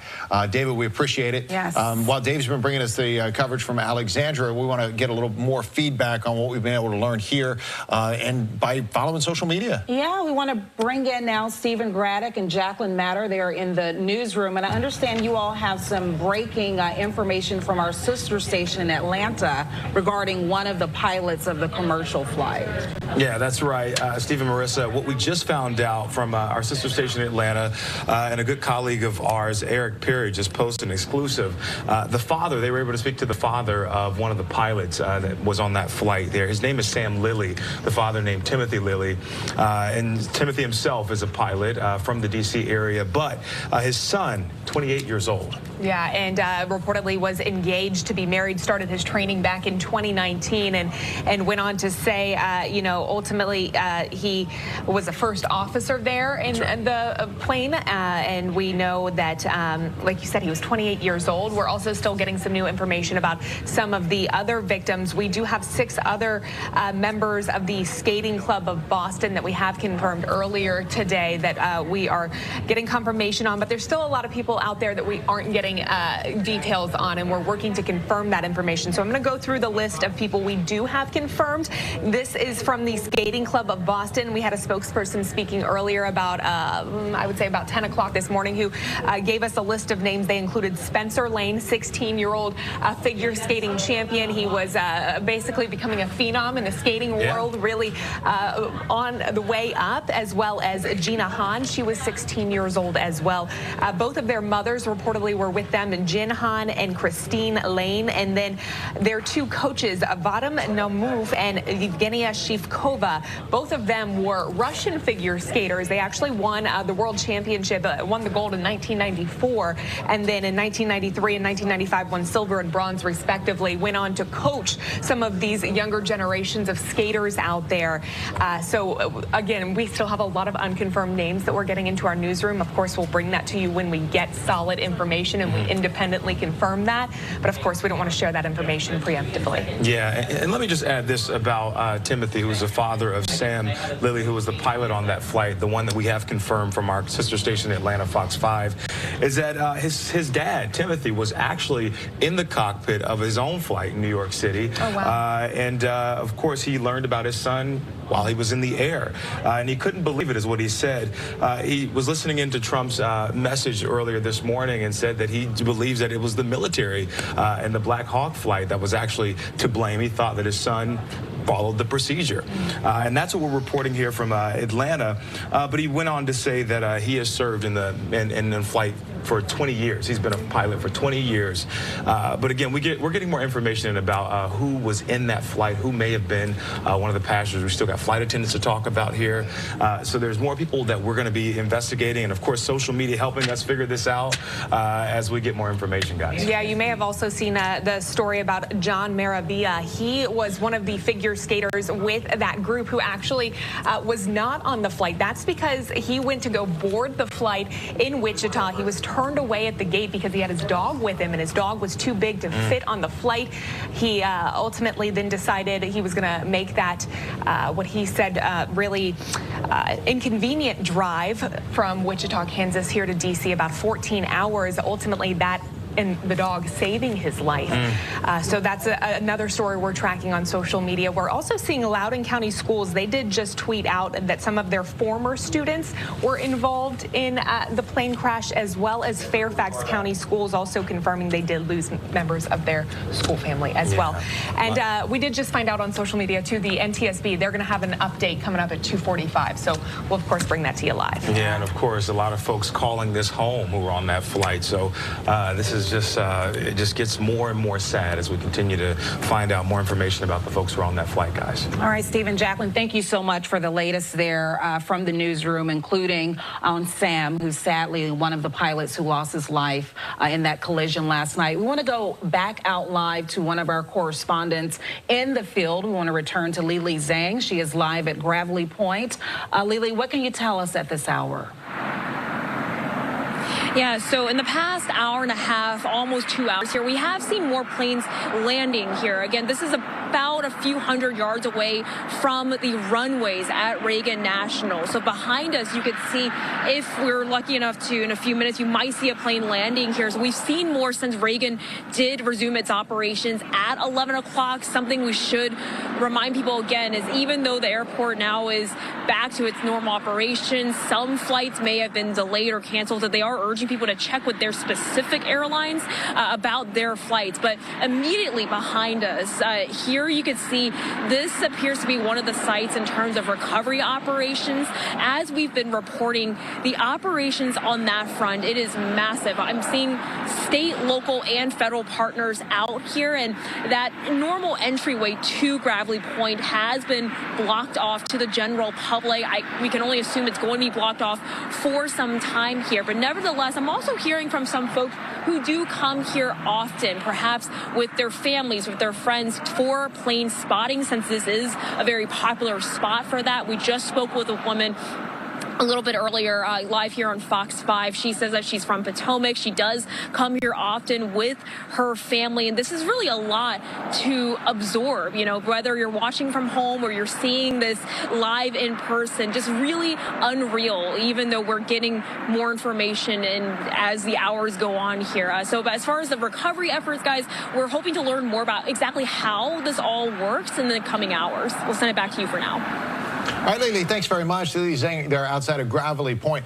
And, you know, I mean, like she was saying, Gravelly Point, very popular if you want to get on and watch the planes take off and land. And we do have some planes that are taking off and landing at Reagan National today.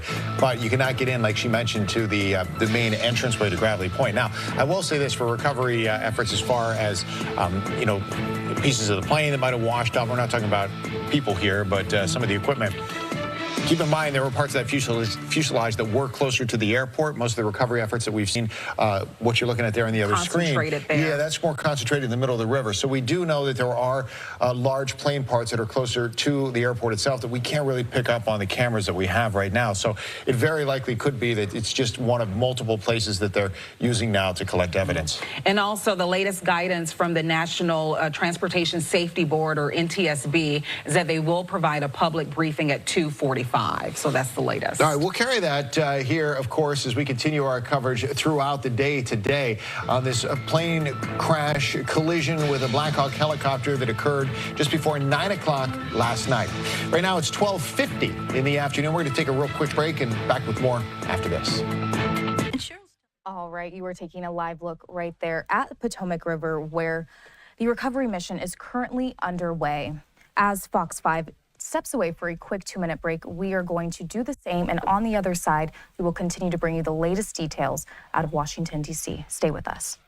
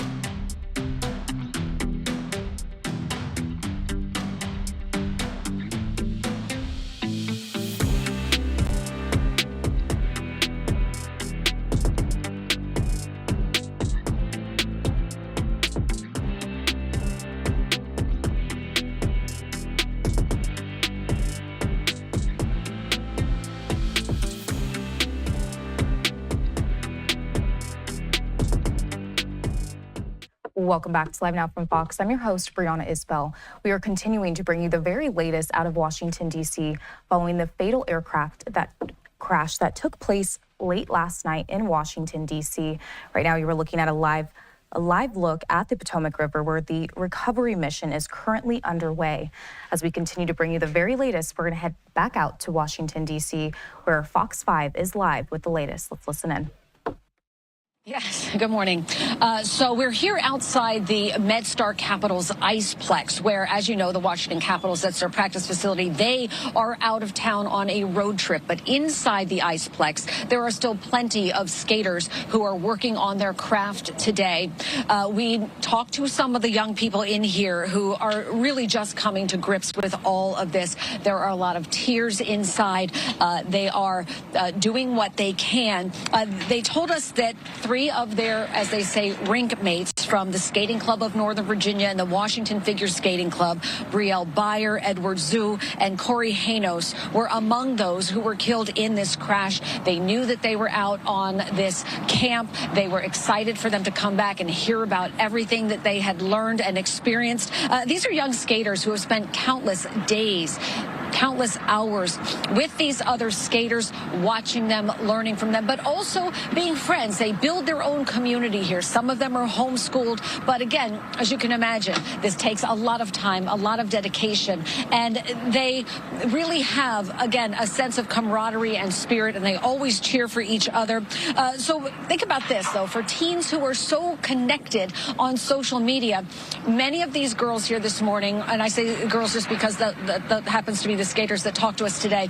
The first thing they did when they got up this morning, they got up early around 5 a.m. They picked up their phones, they looked at social media, and they really just couldn't believe what they saw. Here's some of what they had to tell me this morning. I was shocked. I thought it wasn't real, because I see these people every day, and now they're gone. I first saw this on Instagram when someone posted a story about this plane crash, and I realized, oh, this might be my friends, because there was only one flight from Wichita to here, and when their messages didn't go through, I was speechless.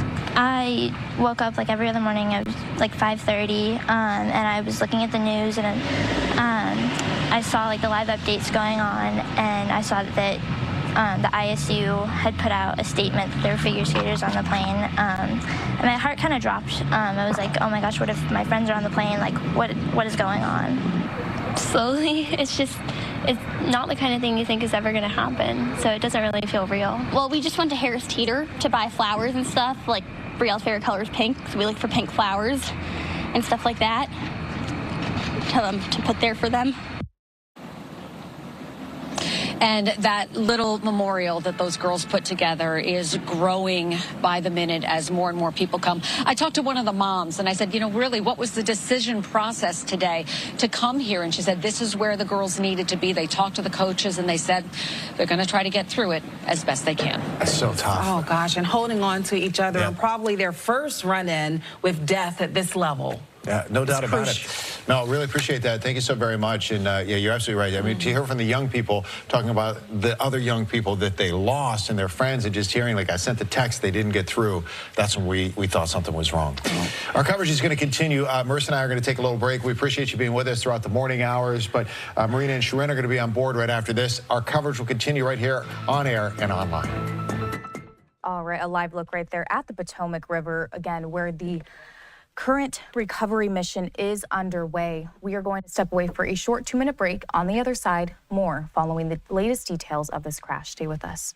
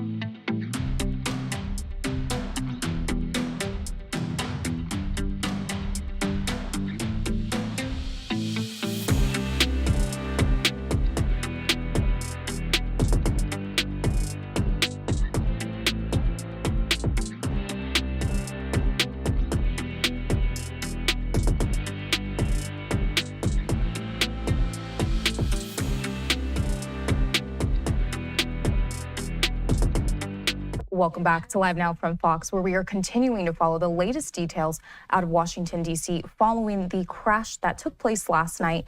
A live look right there at the Potomac River, where an Army Black Hawk helicopter carrying 3 soldiers crashed into an American Airlines jet that was carrying 60 passengers and 4 crew members on board. Both those aircrafts were sent into the Potomac River, where currently the recovery mission is underway. We're going to head back out to Fox 5 D.C. with the latest. Let's listen. National Airport. Yeah, just a horrific scene. Horrifying moments late last night as both aircraft were sent crashing into the icy waters of the Potomac. Let's get over to Lily Zhang, who is covering it for us.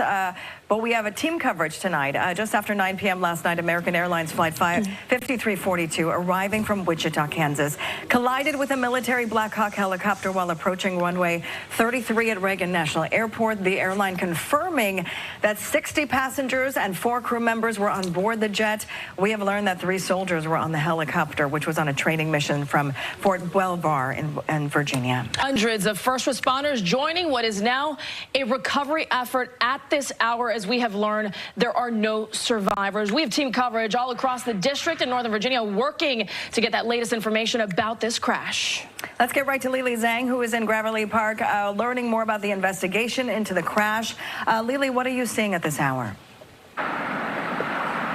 Yeah, hey, good afternoon to you both. So we are at Gravelly Point here. This is a few hundred yards away or so from the runways at Reagan National. If you could take a look behind us, plenty of activity happening behind us here.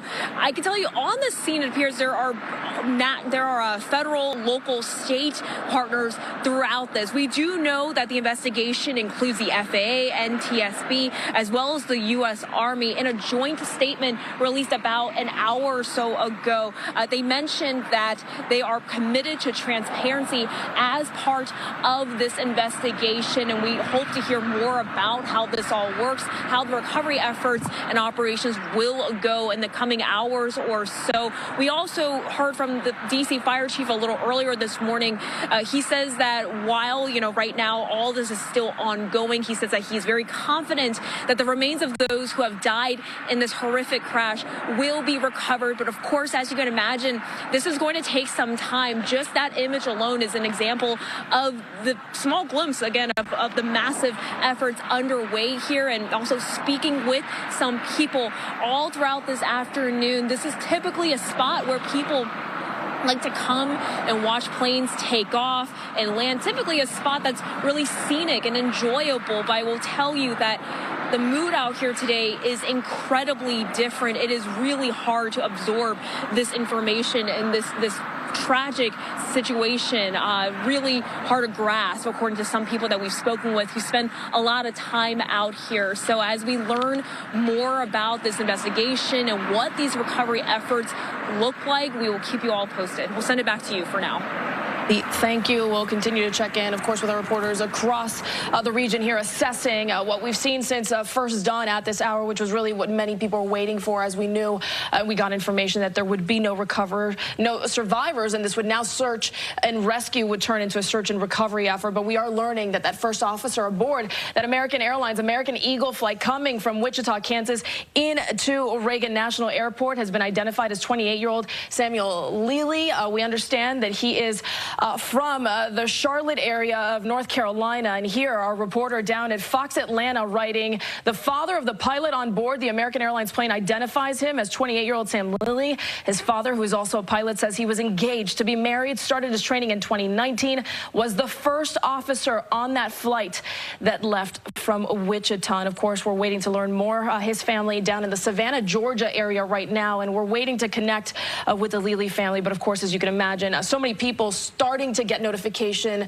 that their family members may have been involved in either in that plane that was carrying 60 passengers and 4 crew, or of course aboard that Black Hawk from the Army that had left Fort Belvoir with 3 soldiers. Yeah, and you can imagine being the father of this pilot who had to announce this news, this horrific news. Sadly, the first officer on that flight, we're going to be getting more identifications of the other 2 soldiers on board that U.S. Army Black Hawk helicopter, as well as the 64 people on board that flight, American Airlines flight. It is so tragic as we are watching all of this unfold. Tom Fitzgerald is at DCA tracking conditions for us. I know earlier it was kind of a ghost town at DCA. Now operations started back up around 11. Fitz, we're waiting a press conference. Anything that you're learning now? We are told right now by the National Transportation Safety Board that news conference, that briefing is now going to be taking place at approximately 2:45 of this afternoon. As you can see, we're in a different location now. We're in what a lot of people would know as the original historic waiting room at Ronald Reagan Washington National Airport, and they have moved the communications element of this response over to this location. Now, just a moment ago, we had talked about the fact that this airport is now back open. There were some big questions about whether or not that was going to happen earlier in the morning, because people were trying to figure out whether or not the officials were, speaking after midnight, whether they were referring to Thursday or whether they were referring to Friday. In fact, they were referring to Thursday, and they were able to get the airport back up again at 11 o'clock this morning. So flights are departing. We are seeing less red on the departure and arrival boards. And if I can do something, if we could just, this is going to be a little clumsy, but we're just going to spin the camera around for you for a minute so you can see where we are and you get a little bit of a look at the operations at the airport right now. So that is, the view out from the runway right now. As you can see, there's an American Airlines plane that just went by. There are some United planes that have also just landed, and they are disembarking their passengers. They are actually putting new passengers on as well. So flight operations have resumed at Ronald Reagan Washington National Airport. But in our conversations also with airport officials today, one thing they are stressing is that you should contact your airline about the status of your flight. Yes, the airport is up and running again. Yes, there are, again, flights departing and arriving. However, they think it is incumbent on flyers today to make sure that you have checked in with your airport, your airline, that is, to make sure that your flight is on time, either for departure or arrival today. So what are we going to hear a little bit later on this afternoon as we come back around? Well, the National Transportation Safety Board, in essence, is the federal government's investigators on large-scale transportation disasters. You will remember they were front and center during the East Palestine, Ohio, train disaster several years ago, and every major either train derailment or aircraft crash in this country falls under their authority. Earlier, during a briefing with officials from the D.C. mayor to the head of the airport operations at the Washington Metropolitan Airports Authority, they made a point of saying that this operation is now going to turn over to the NTSB. So from here on in, we expect all briefings to come from federal investigators. We'll send it back to you. Fitz will be awaiting that, and of course, as soon as we get that press conference, we will bring it to you live here on Fox 5. In the meantime, we've got John Gagliano. He's an aviation attorney with us now on the line. John, good to see you. Unfortunately, under these circumstances, you've been in litigation. You know cases like this. Obviously, we first have to get through the investigation and see exactly what brought us to this point. But you look at one thing. You look at the audio recordings from the tower, from air traffic controllers. You're going to look at the black box, and you're going to see from eyewitnesses if all these things get in line. And I just want to read to you some of what we know from the audio from air traffic control here, because it appears as though air traffic control tries to make contact with that military chopper, with the Black Hawk, and says, pass behind the CRJ, which is that American Eagle plane. What does that tell you? Because seconds later, there's the crash. Who right now are they looking and focusing on to see how exactly we got to this point? I'm going to back it up just a little bit. Before air traffic control gives the instruction to the Army helicopter to pass behind the CRJ, they ensure and they ask the Army helicopter if they have the CRJ, the American flight, in sight. And the Army helicopter says, yes, they do. I would say probably due to confusion, maybe due to physiological illusions, confusing lights. They did not have the aircraft in sight, even though they thought they did. So that is my first impression, backing it up one step from the direction that you mentioned. In order to pass behind the flight, they've got to see where the flight is. And I don't think there's any way that the Army crews saw where the flight was. And potentially not through any fault of their own. We don't know what happened yet, and we need to see. Yeah, it seems like obviously a lot of questions to be answered. What exactly went wrong? Clearly some failures in communication. We don't know if there was any kind of technical issues. A lot of people were criticizing that a lot of these warnings from air traffic control came too late. Also, there's a lot of safety precautions and technology that protects the pilots to warn them of surrounding aircraft that might be in their way. We still don't know exactly what exactly happened here. But from your perspective, what is the most important thing to focus on right now as the NTSB will be leading this investigation? Well, there are three things: sorrow, thanks, and inquiry, right? Sorrow for the incredible loss of life that the nation has experienced, including those victims and their families. Thanks to the first responders who are on the scene right now. And inquiry, right, which is what you just mentioned. Going forward, we need to find out exactly what happened in really granular, fine detail, analyzing every bit of every radar sweep, everything that was in all of the flight data recorders about the TCAS, the traffic collision avoidance system on board the American flight, what it saw, what it did, and then also the cockpit voice recorders, the air traffic control tapes. You know, these are all going to be analyzed in very, very fine detail. John, we've got about 30 seconds here left. Last time we saw anything like this, Air Florida crashing into the Potomac, there were about a handful of survivors there. These investigations can take months, they can take years. How long before the families get any realistic answers here in this timeline? What are we talking?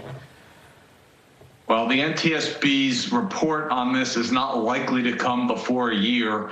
Could be as long as 2 years or more. So the NTSB will be giving briefings with information that's publicly available, you know, throughout the day and throughout the coming weeks. But I would not expect a final report until, you know, at least a year, probably longer. All right, John Gagliano, we're going to have you on with us here on Fox 5 to give us more insight as to the legal aspect of what's to come here in the days, weeks, and even years to come. Right now, we continue our coverage here on this crash. As you see here, no survivors at this hour. Yeah, you know, it's just so heartbreaking to kind of see what everyone's up against and the long time that they might actually have to wait to get some answers. Our coverage continues, of course, of this horrific tragedy. We're back in a moment.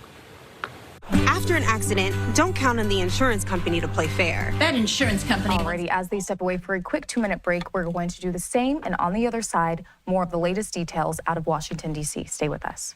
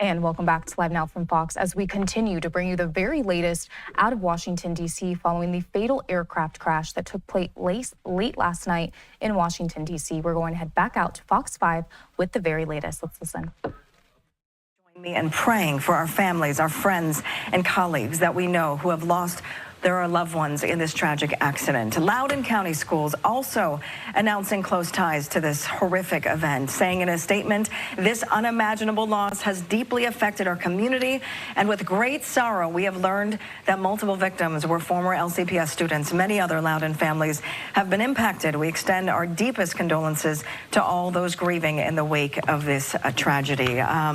You can't imagine to have personal ties, right? Somebody knows somebody, and as we're going to get more information from officials, hopefully in the next press conference, sadly, more people are going to be identified.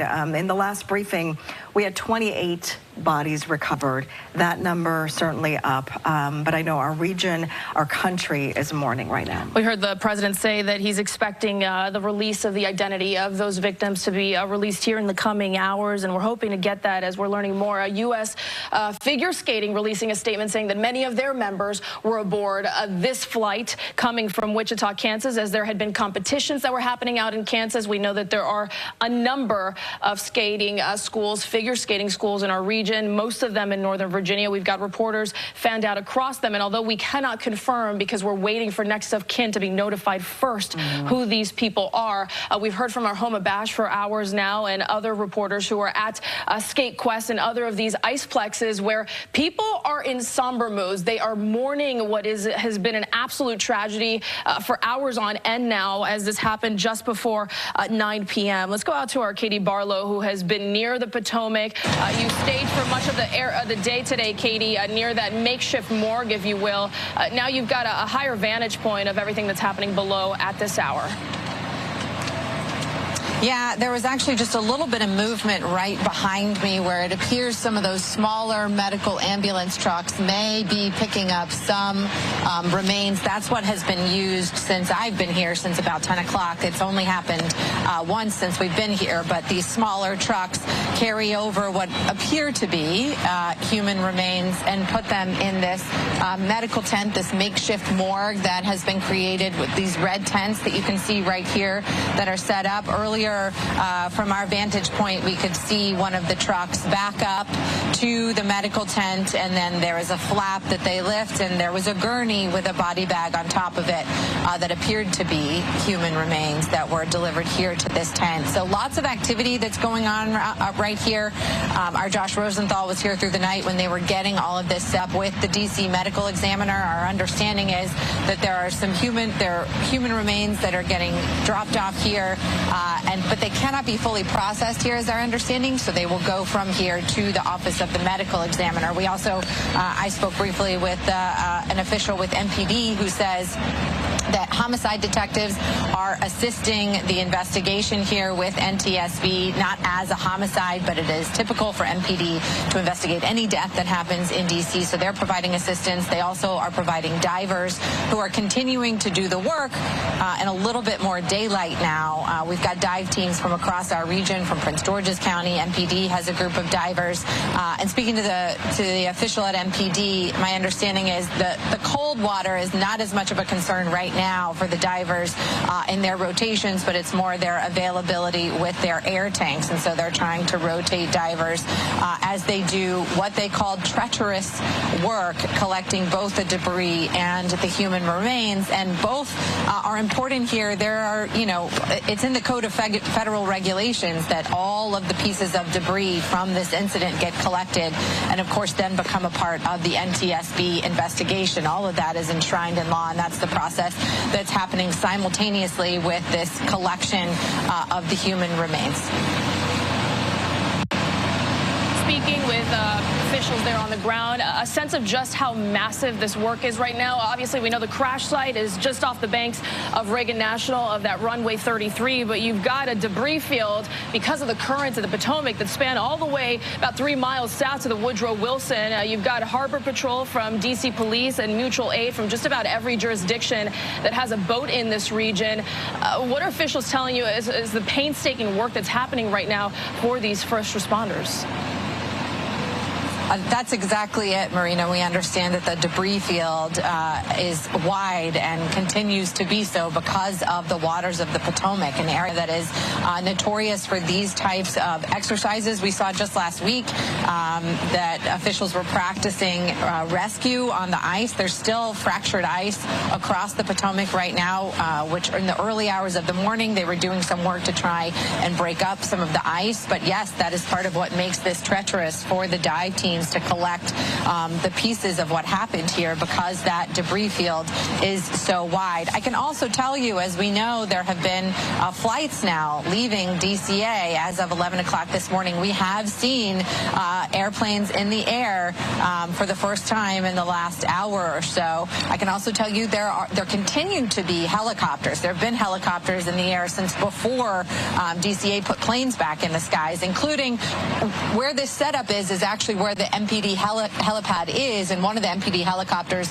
took off from the helipad not too long ago, but you also see other helicopters that have been circling the area as well. So now we can confirm there are both airplanes and helicopters in this airspace as of now. Yeah, you know, it's chilling because when you think of those airplanes taking off, one of the biggest and most trafficked airports in the country, you look at the scene below in D.C. and the scene is just chilling as you see a massive response still trying to recover bodies.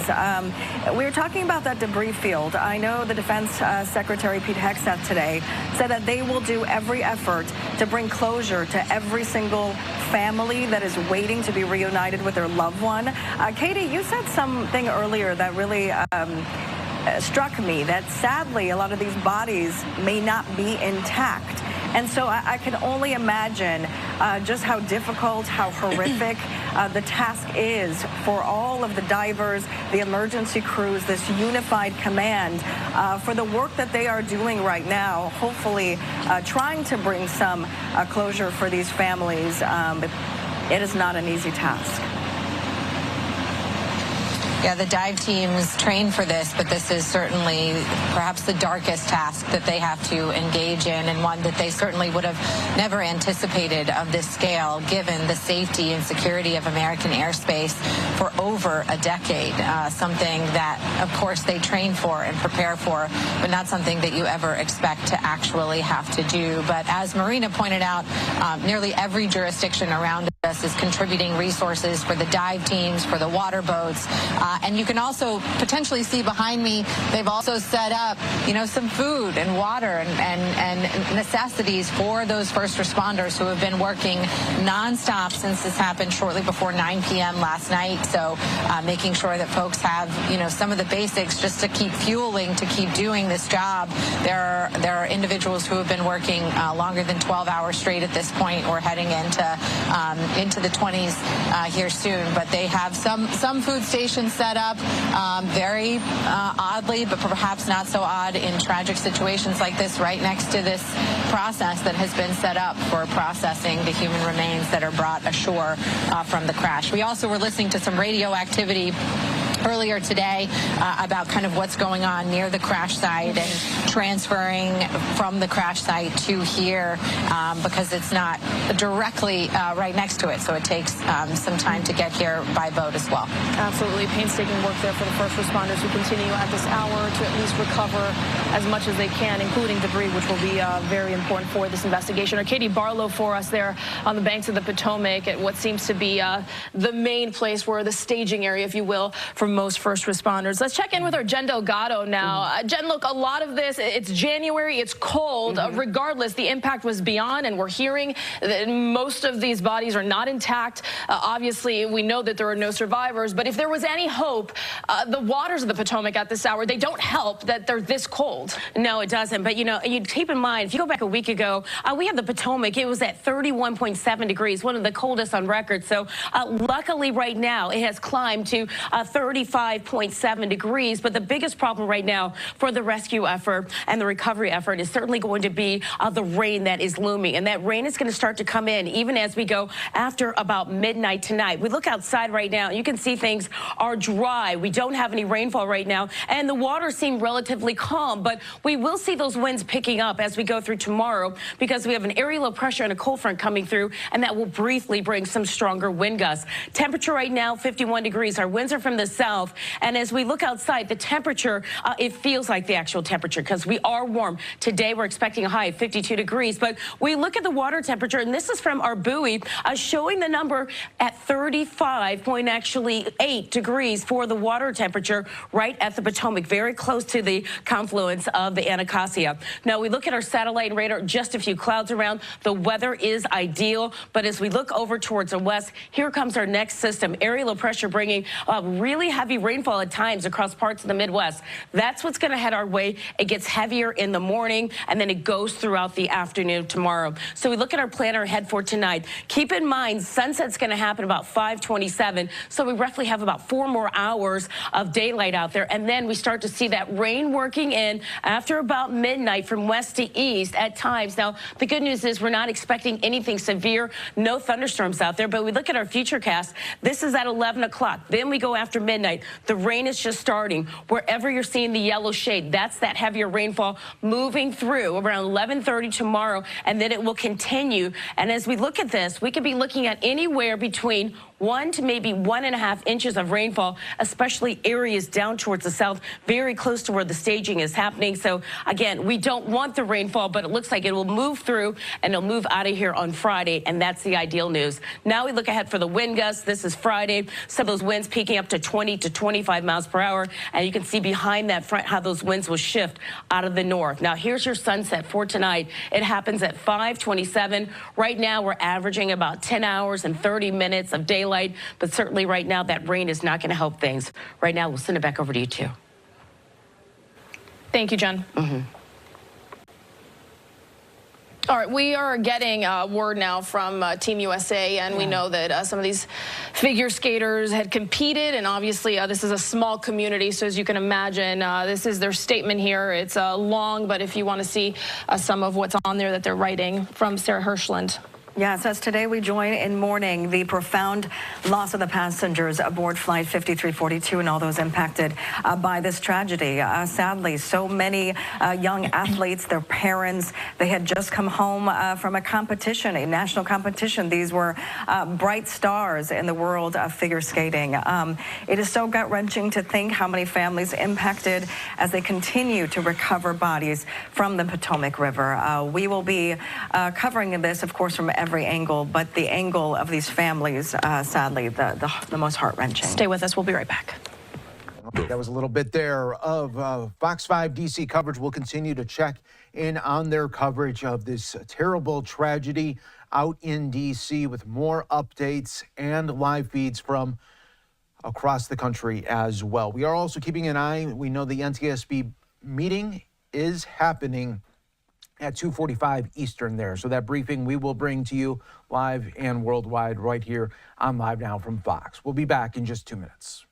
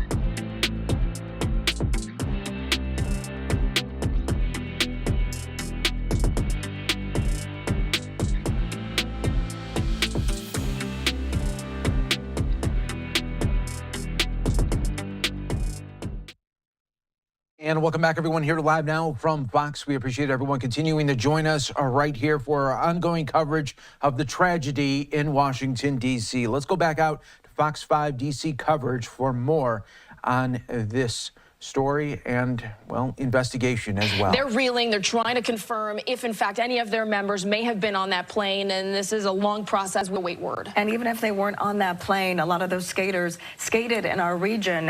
They were from this region. Let's go to Homa Bash at the Ashburn Ice House. I was watching interviews earlier, Homa, and you could see and feel the emotion from everyone who's just trying to understand how to even cope. Yeah, absolutely. There is such a somber mood inside. While lessons are going on here at the Ashburn Ice House, we're in Loudoun County. We were at the Fairfax Ice Arena earlier.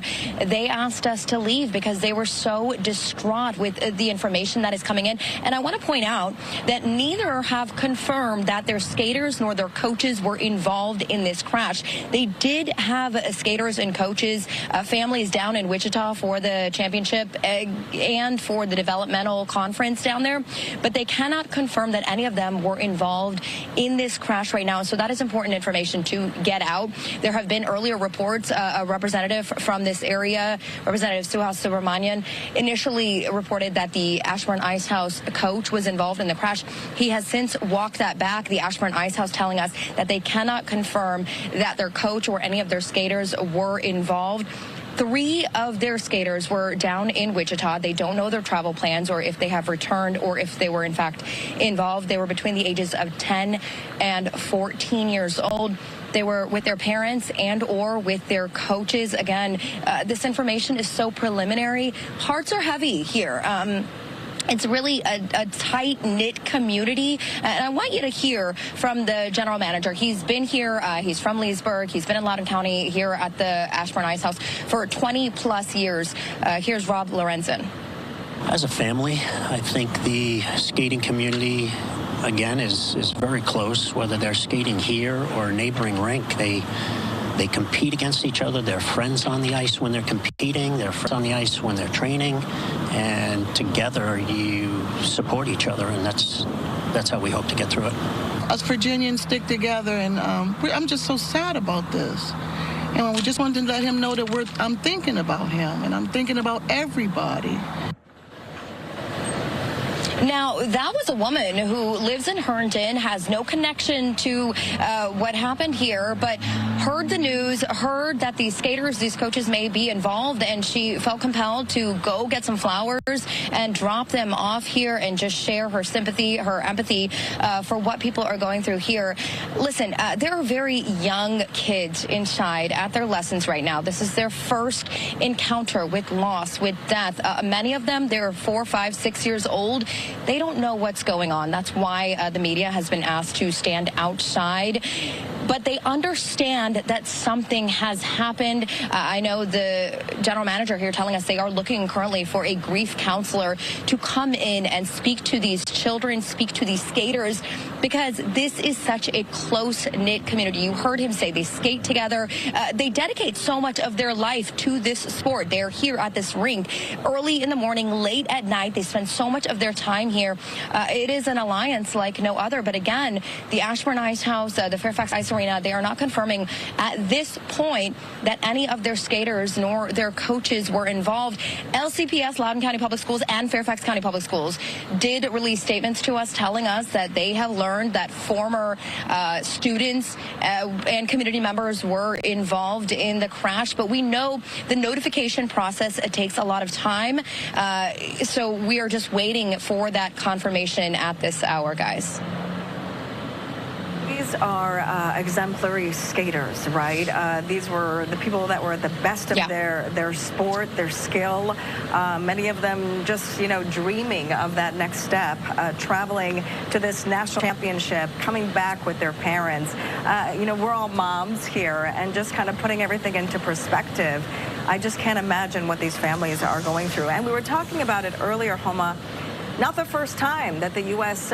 Figure skating has dealt with a tragedy of this magnitude. In 1961, the entire team sadly was killed in Belgium as they were going to a world championship. So I know the whole institution is grieving in a much bigger sense to now see this play out again in 2025. Yeah, it's been tough, and you can see, I mean, when we were inside, before we were asked to leave, there are a lot of tears, there are a lot of emotions. Again, these are young kids. I mean, the kids, the three that were in Wichita from here, ages 10 to 14. Again, no confirmation that anything has happened to them, but these are very, very young kids with their families.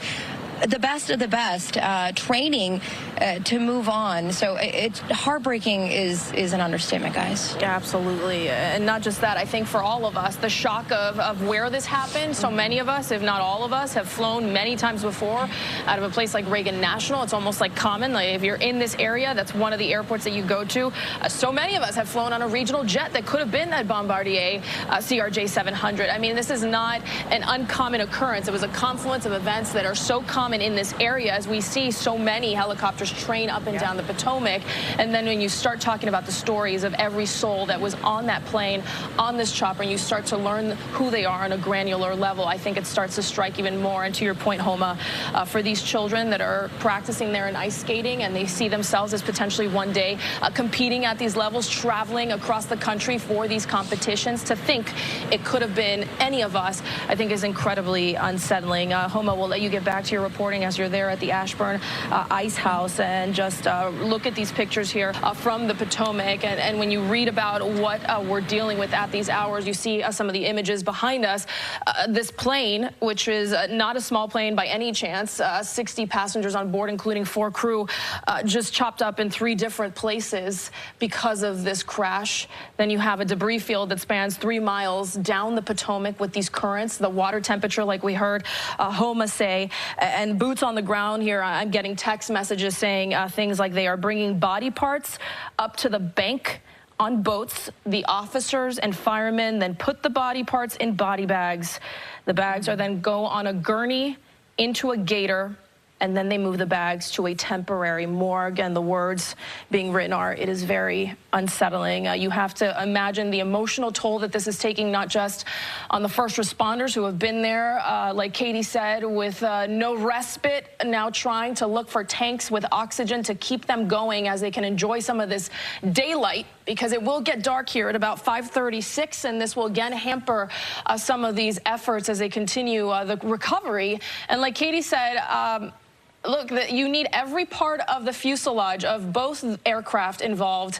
I remember being in New York City when Miracle on the Hudson happened in 2009. A week later, I was on the Hudson, and there were still doors being recovered from that plane that were part of this investigation. This is not going to be a one-day, one-week operation. This is something that we're going to be talking about and reading about for weeks, months, if not years to come. And, of course, the devastation so personal to so many. Absolutely. And as we look at some of these images and these tweets from people pouring in really from around the world, prayers, love, the sense of unification of people just coming together as the country mourns for all of these precious souls that were lost today.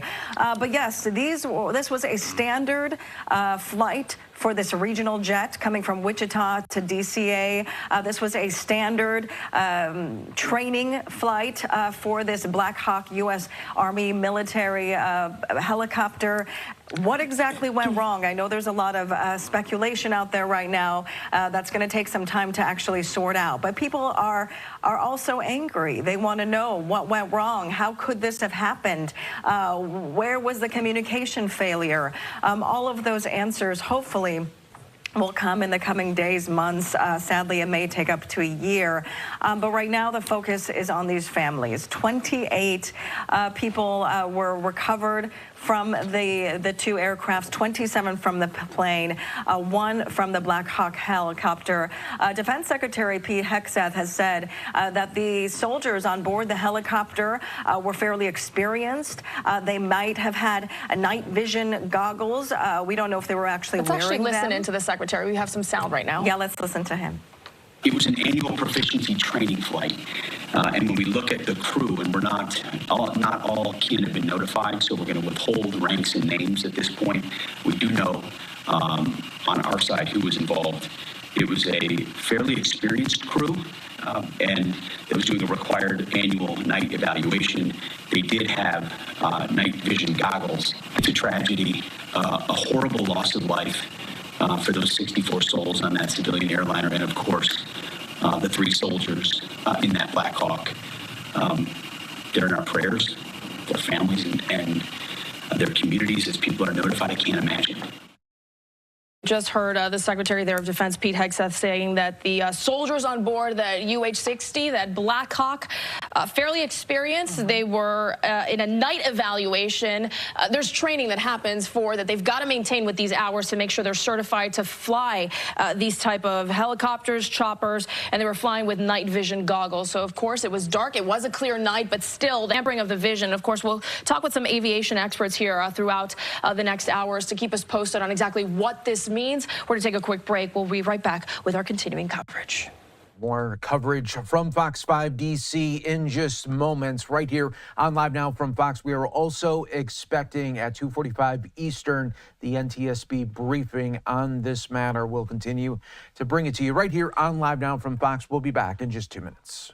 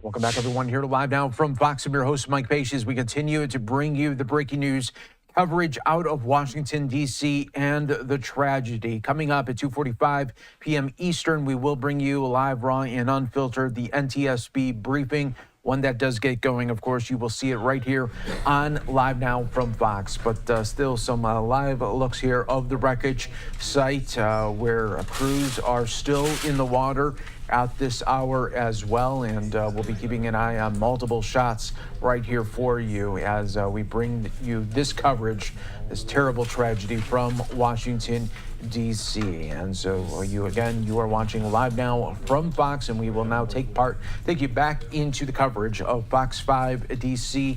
in just moments. But we are also seeing some prayer vigils happening really across the country right now as well for the 67 souls that were lost, 64 on the plane and the 3 on the military helicopter. Of course, we always got you covered here on Live Now from Fox. Back out to the coverage of Fox 5 DC.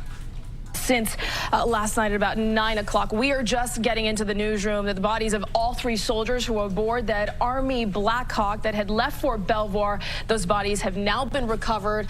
We saw in our reporting in the overnight hours, our Josh Rosenthal was there as one of the bodies had been recovered, and now the final 2 as well. There was full honors given there on site as that flag-draped coffin was removed in body bag from the Potomac. Unfortunately, we continue to see these efforts continue on this recovery mission. Yeah, the names of the soldiers, the names of the victims have not been identified. However, one of the soldiers' fathers had kind of put out there that this was potentially somebody that we know. We're not going to identify the names.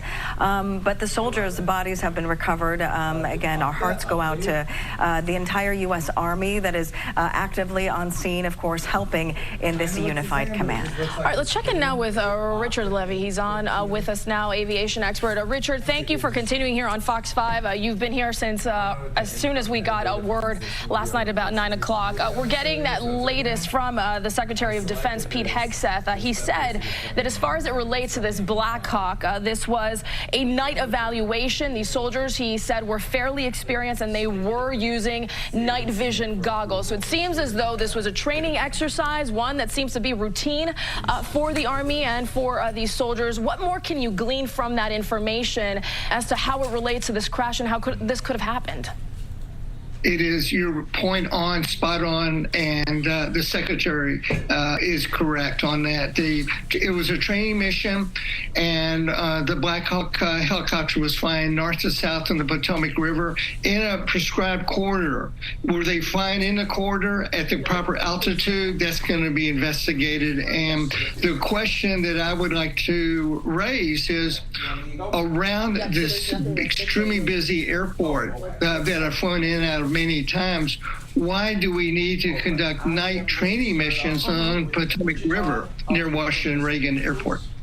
You know, a lot of these aircrafts, as we know, these commercial aircrafts are equipped with traffic alert, collision avoidance technology. What happened here? Could these technology have been shut down? I know that they get activated. What is it at the 1,000 level fee? Where is the kind of marker as to when this technology gets triggered and alerts the pilots? What could have gone wrong here? Well, the question is, does the Black Hawk have what we call TCAS, Traffic Collision Avoidance System? I doubt it, but I'm not a helicopter expert in the U.S. Army. I was in the Air Force. Back to the PSA airplane, they had TCAS. Now, when you descend below 1,000 feet, the collision took place at 300 or 400 feet above the ground. The audio still works, and the audio would say something very simple as traffic, and then you look on an instrument and you see the target. That's what we call another aircraft, in this case the Black Hawk.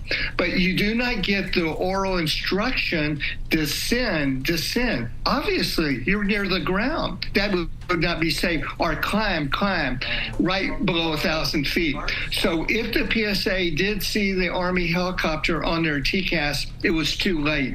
The collision was imminent. And when we recover the voice recorder, or cockpit voice recorder, a PSA, you're going to find out a lot of if they mentioned it just before the midair collision. Well, it seems even from air traffic control at Reagan, by the time they had alerted the Black Hawk to make sight of this CRJ 700, which they did and announced that they did, the crash happened just seconds later.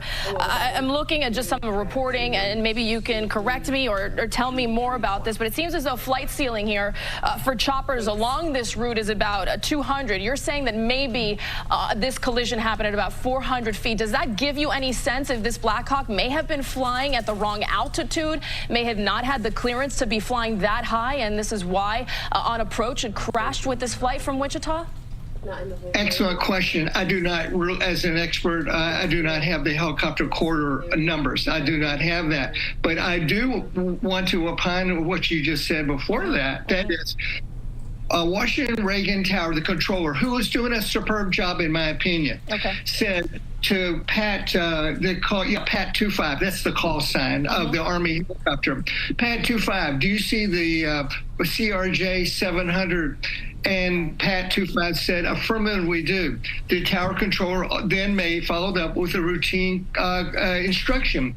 Maintain maintain visual separation. We call that see and avoid. Nothing unusual about that. That's all good and all correct. They acknowledged they would. Somehow they didn't. Back to the goggles, perhaps, misjudging the PSA airplane, changing runways. Runway 01, a right turn, and then a left turn, runway 33. Bright lights, got disoriented. We won't have a voice recorder, as I said, from the Army helicopter, but early without facts, this is where I'm going with a possibility of the cause of the collision. Richard, because of 9/11 and the events that happened, we know that commercial flights cannot clear D.C. airspace. They cannot fly over the District of Columbia. They've got to make a turn, usually up or down the Potomac, depending which runway they've been cleared to land or take off from. You've got training exercises on a daily basis, maybe even minute by minute, of any military aircraft, either the ones carrying VIPs or ones doing training or local law enforcement as well.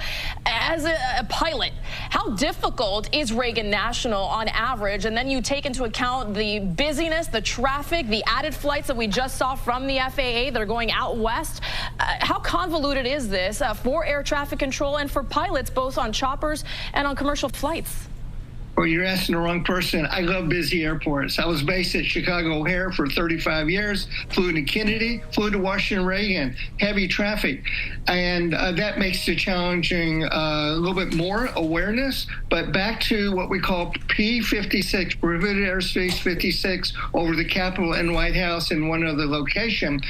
No, that was there way before 9/11, way before. You depart to the north and you turn left, fly at the Potomac River, and we have electronic equipment in the aircraft that pinpoints the correct track so that you do not and you don't want to enter P56. Richard, that wouldn't affect in today's accident. We thank you so much. You've been with us since last night. We appreciate you and your expertise.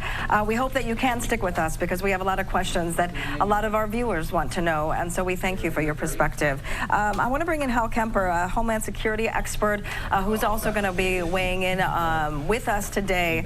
Thank you so much for joining us as we kind of sift through this tragedy, and a lot more to come with a press conference, hopefully, in the next hour. But when it comes to our nation's security, there was a lot of questions last night as to exactly what this was. Was it a threat to national security?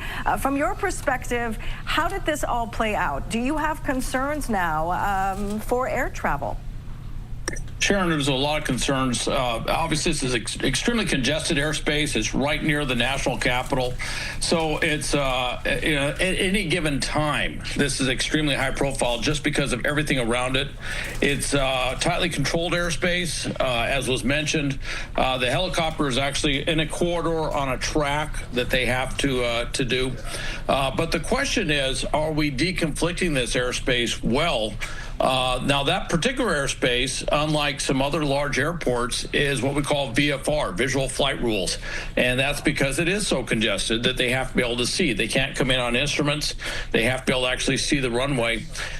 There's a lot of questions that come out of this. And by the way, we've got to get this right, because in this case, it was below 400 feet, which is above what's called AGO, above ground level. In this case, ground level and water level are about the same thing. Because it's Potomac, but that's an issue because of the what's happening with drones. We're having an explosion of drones that fly in this same space. This was a manned aircraft hitting a manned aircraft, but we've got to get this figured out with these low-level airspace control issues, because it's going to get more congested, far more congested in the very near future. You bring up a great point. You add to that what seems to be already something as chaotic as landing or taking off from Reagan National, including the drones, the unmanned aircraft, if you will. Shireen had talked about this, the TCAS, right? These are the warning signals that pilots get. As we've understood, this is something that is almost routine. It happens often. Not to say that it's disregarded, but it happens so frequently that maybe the attention has not placed as much. When you talk about an airport like Reagan, where you have to use visuals in addition to your instruments on landing. You said under 400 feet. Are we talking 30 seconds before landing? I mean, how close to landing was this commercial jet? I don't know if it was within 30 seconds, but it was extremely close. I would say that's a pretty good guess, is within 30 seconds of actual touchdown. And at that point, the pilots, I'm not a commercial airline pilot, and I'm not a pilot per se. I have investigated aviation mishaps over the years, working for higher level commands. I also worked with some specialized units to do a lot of aircraft control in tactical environments. When the pilots are coming in for a landing, though, they're focused on the landing. They're extremely low. They're below 1,000 feet. There isn't really a lot that's going to do to help them when they get down that level, particularly in that congested area. By the way, there are limitations on what can be done to actually control it. As you see in the background, there's a lot of what we call clutter. So with that, radar is useful, but it's not as useful as one might think because it can pick up so much other stuff. So at that point, it's something of a challenge to control all the aircraft. The pilot, as near as I can tell this, was totally focused on the landing. What it looks like is the helicopter is kind of the focus of attention on this as to what they were doing. And as was mentioned, they may not have had TCAS because of what they do. Also, I want to mention something that I haven't heard come up. That area, normally the military defers to FAA, to air traffic control, because it is such a congested airspace. However, there are circumstances where the military can do what's called MARSA, all right, which is the military accepts responsibility for separation of aircraft. I've never heard if that was done. However, one thing did come up in all the discussion or all the information coming out was that the aircraft was on a continuity of government training operation. What does that mean? That means it's looking at, something catastrophic happens, usually where we have to get key leaders to those infamous undisclosed locations, which means that they're doing a training operation which is supposed to simulate what an actual situation like that would be. It may have been that they were on a training operation which did have what would normally be considered a difficult profile, if you will, or difficult flight plan because of what they're doing. I can only guess at what that would be or where that aircraft would be going. It did come out of Fort Belvoir, so I can kind of guess of what squadron that was that might have been doing this. But that's a big mission, and because of that, there may have been we've got to run. We've got to take a really quick break here. I know you're sticking around. I do want to continue talking about this COG because, as you say, this is a big point and a point of contention now as the investigation continues. Stay with us here on Fox 5 as we continue to cover this breaking news. Right, everyone, that was the Fox 5 DC coverage. We will continue to check in with them. You are watching Live Now from Fox. I'm your host, Mike Page. We'll be with you for the next several hours as we continue to showcase and talk about this terrible tragedy that happened in DC last night, where now we know 67 people have died in that horrible crash. Also learning just this past hour of all three service members, their bodies have now been recovered as well. So I want to give you a live look right now at the wreckage site there. And we do know coming up in this next hour, 2:45 Eastern, we will have the NTSB briefing, and we will bring that to you live, raw, and unfiltered right here. It just goes on and added as it's just been long coverage here for so many, and our hearts go out to everyone that has been involved in this accident, and our hearts also go out to the first responders that were at the scene all night and into the morning hours as well, and they had to see some horrific scenes there as well. So we are thinking about everyone during this very, very difficult time. And like I mentioned, coming up in this new hour, we will have the NTSB briefing for you in full when that does get going. But just want to continue to showcase just some of the latest shots that we have here for you. And we will go back in just moments to Fox 5 DC for their ongoing coverage here and continuing to bring you the news of this terrible, terrible accident that happened last night between an Army helicopter and a commercial jet. As the wreckage site continues to show more personnel there on the river at this hour, as the investigation no doubt will continue. And we learned from the NTSB in their initial statement that an investigation like this could take years to complete. There will be a brief one that comes out within the year, but the full scope of it usually takes a couple of years, and we will be learning a lot more from the NTSB about the timeline of that, and hopefully a little bit more about the investigation in its early stages right now. But let's go back out. Fox 5 DC, more coverage right now here on Live Now. With the Black Hawk helicopter, we're waiting a press conference from officials to see how many more bodies were recovered. Our Tom Fitzgerald live for us outside of that press conference area. Fitz, any more details from officials as these families are waiting for some answers? That out about 45 minutes, the National Transportation Safety Board will be holding its first, full-scale briefing here in the airport this afternoon. Today, we had heard from public officials and elected officials about the local response throughout the DMV area of Virginia, Maryland, and the District of Columbia. We heard from the governor of Virginia, Glenn Youngkin, and of course, D.C. Mayor Muriel Bowser, who both of them spoke live on Fox 5 earlier today. There's kind of been a change in this airport as we have moved through this most tragic of days. Earlier, as you know, understandably, this airport was shut down in the wake of the immediate aftermath of this disaster. However, they are back open now. Flights are arriving and flights are departing. Fox 5 did speak with the D.C. Fire Chief, also John Donnelly, just a few moments ago about what this has been like for the firefighters who are out there on that river and who've been responding to the scene. And also, a few of the passengers that have been coming in here today, understandably and visibly upset as to what has gone on here at the airport over the last couple hours. Take a listen. It's a tragedy, right? It's sudden. It's unexpected, and whether it's one person or 67, every life matters, and I think you just feel it acutely no matter what. I don't know. I'm sad. Yeah. I don't know what to do. I'm just kind of confused now. I don't even know what to do. Kind of worried all last night, so already a nervous flyer, so it made me nervous. What has been going through your mind as you've watched this? Just obviously sad for the families, kind of wondering how it happened, not wanting to speculate too much. That was just some of the coverage there from Fox 5 DC. We'll continue to check in on their coverage in a little bit later this afternoon. We're also expecting, like I said, 2:45 p.m. Eastern NTSB briefing. When that happens, we will bring that to you live right here on Live Now from Fox. We do want to switch up and now head out to Capitol Hill for more of the FBI director confirmation hearing for Kash Patel. Let's listen on Live Now from Fox. Groups in need.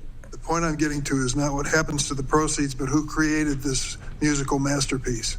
Who was in on this creation, who they chose to be the members of the choir. And you profess to know nothing about that. Is that true? I did not have any participation in the recording. Well, it's going to be difficult to understand how you can disperse the money and have nothing to do with the recording. Let me ask you about one of the conspiracy theories, one of the major ones that I've heard you associated with, and that is whether or not the FBI planned January 6th.